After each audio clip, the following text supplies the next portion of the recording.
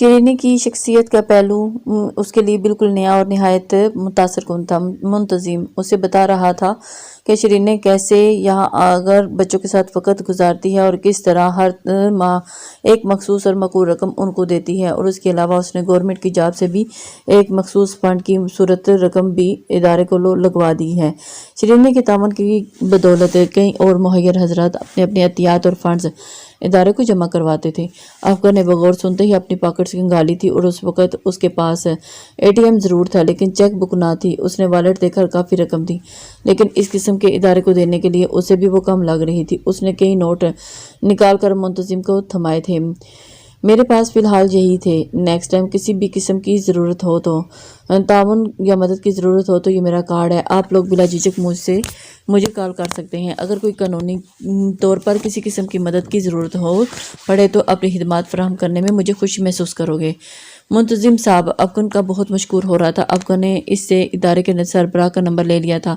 وہ وہاں سے واپس آ گیا تھا اور اسے اسلام آباد میں ذاتی نوعیت کے کچھ کام تھے، وہ ان میں لگ گیا تھا۔ وہاں سے فارغ ہوا تو چچا کی کال آ گئی تھی جس میں انہوں نے فائقہ کی آمد کی اطلاع دینے کے ساتھ اسے پک کر لینے کو کہا تھا۔ دوست کی طرف آ گیا تھا، پھر ایئرپورٹ کے لیے روانہ ہوا تھا۔ فائقہ کی آمد میں ابھی کافی وقت باقی تھا۔ اس نے باقی کا وقت ادھر ادھر کالز کر کے گزارا تھا۔ اس نے دارالاتفاق کے سربراہ صاحب کا نمبر ملایا۔ منتظم صاحب سے بات کر کے اس نے شیرینی کا حال چال پوچھا تھا۔ اس نے ان سے کافی دیر بات کی تھی، اپنا تعارف شیرینی کے کزن کی حیثیت سے کروایا تھا۔ وہ بھی کافی عزت دے رہے تھے۔ کافی دیر بات کرنے کے بعد ان سے شیرینی کا ذکر نہ کرنے کا وعدہ لے کر ان سے الوداعی کلمات کہہ کر کال بند کر دی تھی۔ فائقہ کے آنے کا وقت ہو چلا تھا، جہاز آ چکا تھا۔ کافی دیر کے بعد فائقہ بھی دکھائی دی تو افغان نے مسکرا کر ان کو ہاتھ لہرایا تھا۔ فائقہ دور سے ہی افغان کو دیکھ چکی تھی، انہوں نے سر ہلا کر اسے ویلکم کیا تو وہ اس کے پاس آئیں تو اس نے ان سے حال چال دریافت کیا تھا۔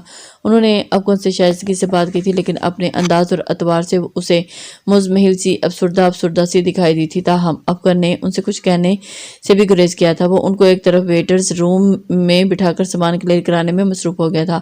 سامان کلیئر کروا کے وہ ان کو لے کر گاڑی میں آ بیٹھا۔ کیسا رہا یہ ٹرپ؟ اچھا تھا، وہ اب بھی سنجیدہ سی۔ سفر ٹھیک رہا ہوں، وہ پھر خاموش ہوگی۔ افغان نے ڈرائیونگ کرتے ان کو چند بار دیکھا تھا، اندھیرے کی وجہ سے انہوں نے سیاہ گلاسز اتار دیے تھے لیکن افغان کے سامنے اپنے تاثرات نہ چھپا پا رہی تھی۔ فائزہ آپ ہی کیسی ہیں؟ کچھ توقف کے بعد انہوں نے خود پوچھا تو افغان نے انہیں سب کی طبیعت کے بارے میں فرداً بتانے لگا تھا۔ زوبیہ اور شیان واپس آ گئے ہیں کیا؟ جی 3 دن پہلے ہی لوٹے تھے، ڈائریکٹ لاہور کی ہی فلائٹ تھی۔ خوش ہیں دونوں؟ انہوں نے ہلکی سی مسکراہٹ لیے پوچھا تھا تو وہ افغان مسکرایا تھا۔ بالکل۔ ان کے بعد افغان ان سے چھوٹے موٹے سوالات کرنے لگا۔ گھر کے نزدیک پہنچنے پر ان کو یاد آیا شیرینی واپس آ گئی ہے کیا؟ انہوں نے افغان کو دیکھا اور وہ ہنس دیا۔ نہیں۔ ان کے چہرے کی کیفیت بدل گئی، وہ خاموش ہو گئی تھی۔ بس دارالاتفال گیا تھا آج، افغان نے بتایا تو انہوں نے حیران ہو کر اسے دیکھا۔ دارالاتفال؟ آپ کو چچا جان نے نہیں بتایا؟ وہ ابھی سوالیہ دیکھ رہی تھی۔ یہی کہ یتیم اور بے گھر بچوں کو پناہ دینے والا ایک ادارہ ہے۔ شیرینی اکثر اس ادارے کی مدد کرتی رہتی ہے، بلکہ کئی بار اس نے چچا جان کے ذریعے بھی ان کی مدد کی تھی۔ وہ ان کو بتانے لگا تھا۔ گھر آ کر افغان نے ان کو وہ سب کچھ بتایا جو اس کو دارالاتفال جا کر علم ہوا تھا۔ زبردست، مجھے تو یقین ہی نہیں آ رہا، میں تو پریشان ہوتی رہتی ہوں کہ نہ جانے کن لوگوں کے ہمراہ وہ گئی ہے۔ میں نے سربراہ ادارے سے بھی بات کی ہے۔ شیرینی ٹھیک ہے، کافی تعریفیں کر رہے تھے اس کی۔ شیرینی بالکل چینج اور بہت مختلف لڑکی ہے، میں آج تک اسے ٹھیک سے سمجھ نہیں سکی۔ وہ پھر بھی افسردہ ہوگی اور ہاتھ مسئلہ تھا، انہیں واقعی وہ افسوس ہوا تھا۔ ایک بات پوچھوں؟ فائقہ نے اسے دیکھا تو اس نے گہرا سانس لیا تھا۔ میں آپ کی، شیرینی اور چچا جان تینوں کی زندگی میں ایک بہت بڑا خلا دیکھ رہا ہوں۔ یہ سب کیا ہے؟ مجھے سمجھ نہیں آ رہی، یہ سب کیوں ہو رہا ہے؟ فائقہ نے نفی میں سر ہلایا تو تم شاید نہ سمجھ پاؤ، آپ سمجھائیں تو شاید سمجھ آ ہی جائے۔ کیا بتاؤں؟ ایک لمبی کہانی، بہت افسردہ تھی۔ آؤ کمرے میں چلتے ہیں، پلین کے سفر سے تھک گئی ہوں، لیٹنا چاہوں گی۔ مزمحل ہونے کے ساتھ ساتھ اداس بھی لگ رہی تھی۔ افغان کو ان پر ترس آیا اور اس کے ہاتھ تھام لیا، ان کو کمرے میں لے آیا تھا اور اپنے بستر پر لیٹ گئی تھی۔ میرا خیال ہے آپ ریسٹ کر لیں، باقی باتیں بعد میں ہوتی رہیں گی۔ فائقہ خاموش رہی تھی، وہ شاید خود بھی ابھی کچھ بتانے کے موڈ میں نہ تھی۔ وہ واقعی تھک چکی تھی، جسمانی تھکاوٹ کے بجائے ذہنی تھکان نے ان کے اعصاب کو توڑ کے رکھ دیا تھا۔ افغان واپس جانے لگا تو انہوں نے روکا تھا۔ میں کچھ دیر سوؤں گی، فریش ہو لوں گی تو پھر تم سے بات کروں گی۔ Okay, it's okay. اور فائقہ افسردہ سی بازو آنکھوں پر رکھ کر آنکھیں بند کر گئی تھی۔ تم اپنے سامنے کھڑے شخص کو دیکھ کر نہ صرف چونکی تھی بلکہ حیران بھی ہوئی تھی۔ وہ شخص مسکرایا تھا، وہ شخص کوئی اور نہیں، ثقلین نور تھا، وہی کلب میں ملنے والا لڑکا۔ کیسی ہو؟ وہ یوں مخاطب تھا گویا برسوں سے آشنائی ہو۔ شرینی کے ماتھے پر بل پڑ گئے تھے۔ میں ادھر کافی پینے آیا تھا، تمہیں یہاں بیٹھے دیکھا تو سوچا حال چال پوچھ لوں۔ وہی آوارہ بدقماش لوگوں کو جیسی ہنسی۔ یہاں کیا کر رہے ہو تم؟ وہ پوچھ رہا تھا۔ اٹھو یہاں سے ابھی اور اسی وقت۔ اس کی بکواس، اس کے جواب میں وہ غصے سے پھنکاری تھی۔ میرا خیال ہے یہ پبلک پلیس ہے اور یہاں ہر کسی کو آ کر بیٹھنے کی حق حاصل ہے، لیکن اس وقت یہاں میں بیٹھی ہوں۔ اگر تم یہاں سے دفع نہ ہوئے تو میں عملے کو بلوا کر تمہیں یہاں سے باہر نکلوا دوں گی۔ جواباً وہ کھلکھلا کر ہنسا تھا۔ باپ وزارت میں ہے اور اس کی کرسی کا بڑا روب جماتی ہو تم۔ Shut up! وہ غصے سے چیخ کر کھڑی ہوئی تھی۔ کیا پرابلم ہے تمہیں؟ کیا چاہتے ہو تم؟ کیوں پیچھے پڑ گئے ہو میرے؟ بہت غصے سے بولی تھی۔ ارد گرد موجود لوگوں کو دیکھنے لگے تھے۔ ہم آرام سے بات کر سکتے ہیں، تماشا لگاؤ گی تو تمہارا نقصان ہوگا۔ جواباً وہ کہہ رہا تھا۔ شرین کا دل چاہا تھا کہ کھینچ کر ایک تھپڑ اس کے چہرے پر دے مارے۔ دھمکا رہے ہو مجھے؟ نہیں، اطلاع دے رہا ہوں۔ اتنے بڑے منسٹر کی بیٹی ہو، یوں پبلک پلیس پر اس طرح چلاؤ گی تو ایشو تو بنے گا ہی نا۔ وہ حفاظت سے مسکرا کر کہہ رہا تھا، آواز قدرے بلند تھی۔ شرین نے ارد گرد دیکھا، یہاں بہت سارے لوگ موجود تھے۔ اسے اپنی قطعی پرواہ نہ تھی، لیکن عثمان فاروق تک بات جاتی تو یقیناً ایشو بن جانا تھا۔ وہ اسے مصیری نگاہوں سے دیکھتی، اپنی پرس اور خریدی ہوئی اشیاء اٹھا کر کرسی کو ٹھوکر مارتی وہاں سے پلٹی تھی۔ تم کو تو میں اب اچھی طرح دیکھ لوں گی۔ جاتے جاتے ایک پل کو اس کے پاس رک کر کہا تھا اور پھر وہاں سے نکل آئی تھی۔ یہ شخص نہ جانے یہاں کہاں سے آ ٹپکا تھا۔ سوئمنگ پریکٹس کلب کے بعد اب سامنا ہوا تھا۔ نہ جانے یہ مری کیا کرنے آیا تھا۔ وہ سامان لے کر باقی واک کا ارادہ ملتوی کرتے ہوٹل میں آ گئی تھی۔ ہوٹل میں آ کر اس نے اپنا موبائل آن کیا تھا۔ اس نے کال ہسٹری چیک کی اور افغان کا نام دے کر اس نے کال ملائی تھی۔ کچھ دیر کے بعد کال پک کر لی گئی۔ ارے زہر نصیب، اتنے بڑے بڑے لوگ ہمیں کال کر رہے ہیں۔ کال ریسیو ہوتے ہی کہا گیا تھا، میرا دماغ بہت خراب ہے، اگر چاہتے ہو کہ آرام سکون سے بات کروں تو اپنے لقمہ بازی سے پرہیز کریں۔ وہ غصے سے بولی تھی۔ افغان ہنس دیا۔ اوکے، فرمائیں کیا کہنا ہے؟ ایک دن آپ مجھے سوئمنگ کلب سے لینے آئے تھے نا؟ اس نے کہا تھا۔ ہاں، تو وہاں ایک لڑکا تھا جس نے میری انبن ہو گئی تھی، یاد ہوگا آپ کو؟ نہ، افغان کو تو وہ واقعہ یاد آ گیا تھا۔ پھر وہ سنجیدہ ہو گیا تھا، یعنی کوئی سیریس بات تھی۔ میں اس لڑکے کی پولیس کمپلین کرانا چاہتی ہوں۔ شرین کا انداز قاطع تھا۔ کیوں؟ وجہ بعد میں بتاؤں گی، پہلے یہ بتائیں آپ میری مدد کہاں تک کر سکتے ہیں؟ میرا ساتھ دیں گے یا نہیں؟ تم کنپٹی پر بندوق رکھ کر کیا بنوانا چاہ رہی ہو؟ کہا ہے نا وجہ بعد میں بتاؤں گی، پہلے یہ بتائیں ہاں یا نہیں۔ انداز دو ٹوک تھا۔ دوسری طرف افغان نے ایک گہرا سانس لیا تھا۔ لیکن کس طرح کی مدد چاہیے؟ ویسے تو ہر وقت بڑے ڈائلاگ چاڑتے تھے کہ ہمارا یہ رشتہ وہ ہے، اب کچھ کرانا چاہ رہی ہوں تو پہلو بچا رہے ہیں۔ اوف، بڑی بد دماغ لڑکی ہو تم۔ ہاں بولو، کس طرح کی مدد چاہیے؟ اگر بات رشتے کی ضمانت کی ہے تو ٹھیک ہے، میں ریڈی ہوں، تم وجہ بتاؤ، کیوں اس لڑکے کے خلاف کمپلین کرنا چاہ رہی ہو؟ شرین نے ایک گہرا سانس لیا تھا۔ یہ مدد صرف وقتی ہوگی، جب میرا کام ہو جائے گا تو مجھے آپ سے کوئی تعلق نہیں رکھنا۔ وہ وجہ بتانے کے بجائے شکیں بتا رہی تھی۔ دوسری طرف موجود افغان کا جی چاہا تھا کہ اپنا سر پیٹ لے۔ تم کچھ بولو گی یا محض دھمکیاں ہی دو گی؟ بتاتی ہوں، جواباً شرین نے اس رات کلب میں ہونے والی جھڑپ کی وجہ بتا کر آج ہونے والی مت بھیڑ کے متعلق بھی بتا دیا تھا۔ افغان نے سنجیدگی سے سنا تھا۔ یہ کام میں پاپا سے بھی کروا سکتی ہوں، لیکن اب مجھے ان سے کوئی بات نہیں کرنی، سو آپ سے کہہ رہی ہوں۔ اس نے بھی ساتھ جتا بھی دیا تھا۔ افغان نے ایک گہرا سانس لیا۔ وہ لڑکا مری میں ہے اس وقت؟ بیک گراؤنڈ کیا ہے اس کا؟ مجھے کیا علم؟ اگر مجھے علم ہوتا تو سیدھی پولیس اسٹیشن جاتی۔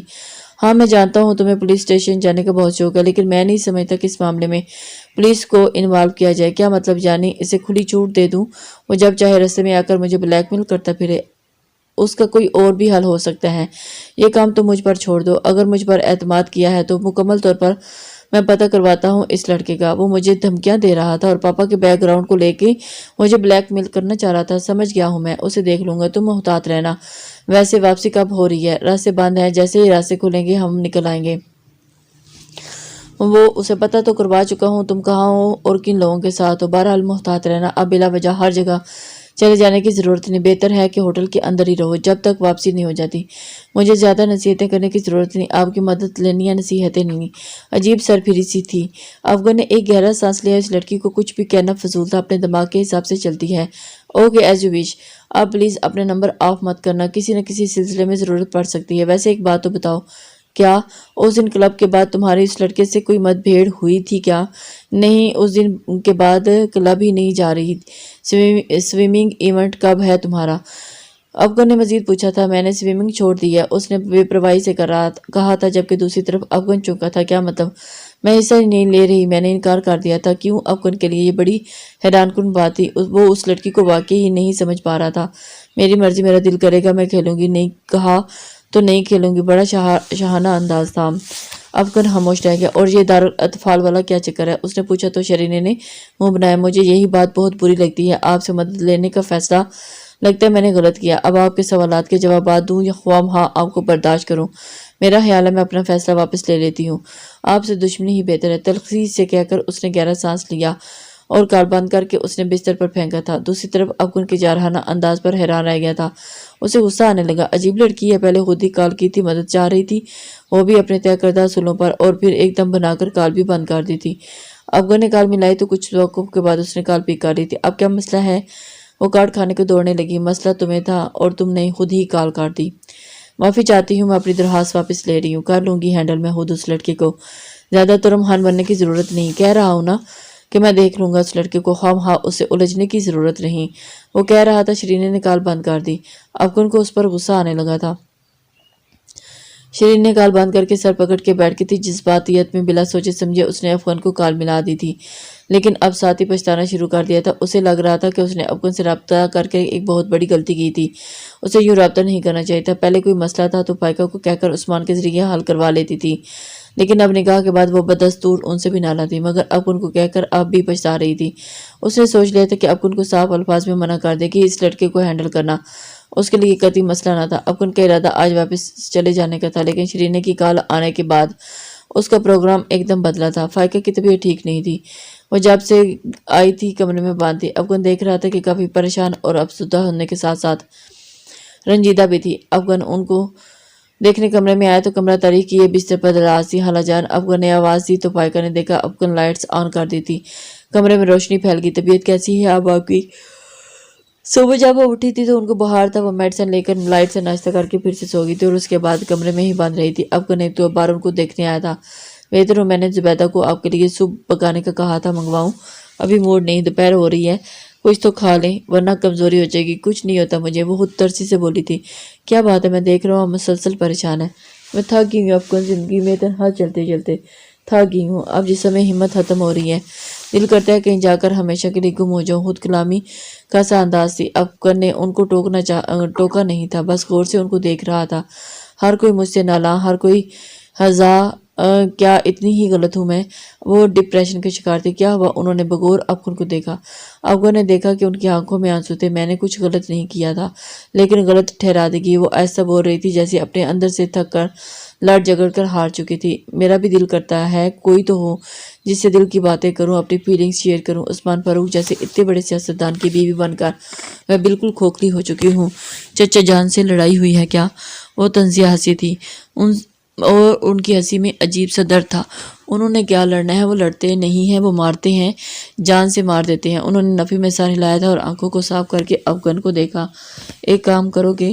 جی کہیے۔ افغان ان کے پاس بیٹھ گیا تھا اور محبت سے ان کا ہاتھ تھام لیا تھا۔ جی مجھے گاؤں لے چلو۔ گاؤں؟ اس نے ان کو بغور دیکھا، وہ سنجیدہ تھی۔ ہاں گاؤں، آج ہی۔ ٹھیک ہے چلتے ہیں، لیکن کچھ دیر کے بعد بائی ایئر چلیں گے۔ فائقہ نے سر ہلایا تھا۔ میں امابی سے ملنا چاہتی ہوں، ان کے پاس جا کر ان کی گود میں سر رکھ کر کچھ دیر ریلیکس ہونا چاہتی ہوں۔ میں ان کا سو کالڈ شو آپ زندگی میں اکتا چکی ہوں اور کچھ لمحے سکون کا چاہتی ہوں۔ افغان نے ایک گہرا سانس لیا تھا۔ جی ضرور، میں تیار ہوں، تم زبیدہ کو بھیجو، پیکنگ کروا لوں۔ وہ فوراً ایک دم ایکٹیو ہو گئی تھی۔ افغان نے زبیدہ ان کو پاس بھیجا تھا اور خود کچھ دیر کے بعد آنے کا کہہ کر وہ گاڑی لے کر گھر سے نکل آیا تھا۔ اسے چند ایک لوگوں سے ملنا تھا، جہاں اسے 2 گھنٹے لگے تھے۔ فارغ ہوتے سیٹیں وہ پہلے ہی کال کر کے کنفرم کروا چکا تھا، ان کو لے کر گاڑی میں آ بیٹھا تھا۔ اماں بھی آپ کو دیکھ کر بہت خوش ہوں گی، ایک عرصہ ہو گیا آپ نے گاؤں جانا ہی چھوڑ دیا، وہ کہہ رہا تھا، اور فائقہ مسکراتے، نہیں اس بار کافی سارے دن وہاں رہوں گی۔ افغان کو یقین ہو چلا تھا کہ ان کی عثمان فاروق سے کوئی انبن ہوئی تھی، ورنہ وہ تو سالوں بعد گاؤں جاتی تھی اور وہ بھی عثمان کے ہمراہ۔ وہ واپس آ جاتی تھی، ڈرائیور نے ان کو ایئرپورٹ تک چھوڑنا تھا، گاؤں سے ڈرائیور لینے آیا تھا اور انہیں گھنٹہ ڈیڑھ گاؤں پہنچنے میں لگا تھا۔ کافی دیر ہو گئی تھی۔ اماں بھی کو فائقہ کی آمد کی اطلاع نہ تھی اور بابا صاحب دونوں افغان کے ہمراہ فائقہ کو دیکھ کر حیران ہوئے تھے۔ اماں بھی تو بہت خوش تھی۔ تم باہر سے کب لوٹی ہو؟ کوئی اطلاع ہی نہیں دی۔ میں ایک دن پہلے ہی واپس آئی ہوں، بس آپ کی بہت زیادہ یاد ستا رہی تھی تو افغان سے کہا کہ مجھے گاؤں لے چلو، وہ لے آیا۔ انہوں نے محبت سے افغان کو دیکھا۔ کافی دیر تک وہ چاروں باتیں کرتے رہے۔ افغان تھکا ہوا تھا، سونے سے اٹھا تو اماں بھی نے فائقہ کے لیے بھی کمرہ سیٹ کروا دیا تھا۔ فائقہ گیسٹ روم میں آ گئی تھی۔ یہ مہمان خانہ تھا جو اکثر شہر سے آنے والے ان محسوس مہمانوں کے لیے ہی کھولا جاتا تھا۔ شرینیں باقی سارا وقت اپنے کمرے میں ہی رہی تھی۔ اگلے دن دوپہر کے قریب رستہ صاف ہونے کی اطلاع ملی تو سب کو روانگی کا الٹیمیٹم دیا گیا تھا۔ ملا تھا وہ سب تیار ہو کر نیچے ہال میں پہنچ رہے تھے۔ شرینیں بھی اپنا سامان لے کر نیچے آئی تھی۔ گاڑی سامان میں رکھا جا رہا تھا۔ جب اپنا سامان دیکھتے شرینیں کو یاد آیا کہ وہ اپنا کیمرہ کمرے میں ہی بھول گئی ہے۔ وہ تھرڈ فلور پر اپنے کمرے میں داخل ہوئی، لیکن کمرے میں داخل ہونے کے بعد وہ ساکت ہو گئی تھی۔ تم باقی کے الفاظ اس کے حلق میں ہی رہ گئے تھے۔ آنے والے نے ہاتھ میں پکڑی کوئی چیز تیزی سے اس کے منہ پر رکھی تھی۔ شرینیں نے شدید مزاحمت کرنا چاہی تھی، لیکن ہمراہ اس قدر شدید تھا کہ وہ بس پڑپڑا ہی سکی تھی۔ شیر افغان وہ اپنے کام میں بزی تھا جب اس کے دوست کی کال آئی تھی۔ وہ ثقلین نور سے متعلق تمام معلومات کی بریفنگ دے رہا تھا۔ اس نے بہت توجہ سے سب سنا تھا۔ کسی اچھے کھاتے پیتے گھرانے کا لڑکا تھا۔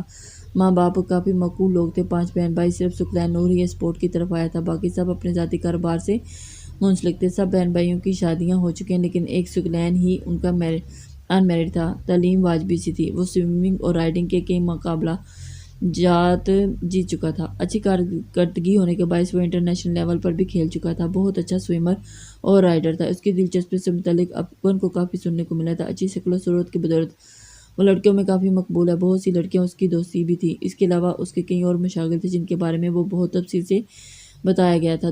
دوست کی کال کے بعد افغان نے شرینیں کے نمبر پر کال کی تھی۔ شرینیں کا نمبر آپ تھا۔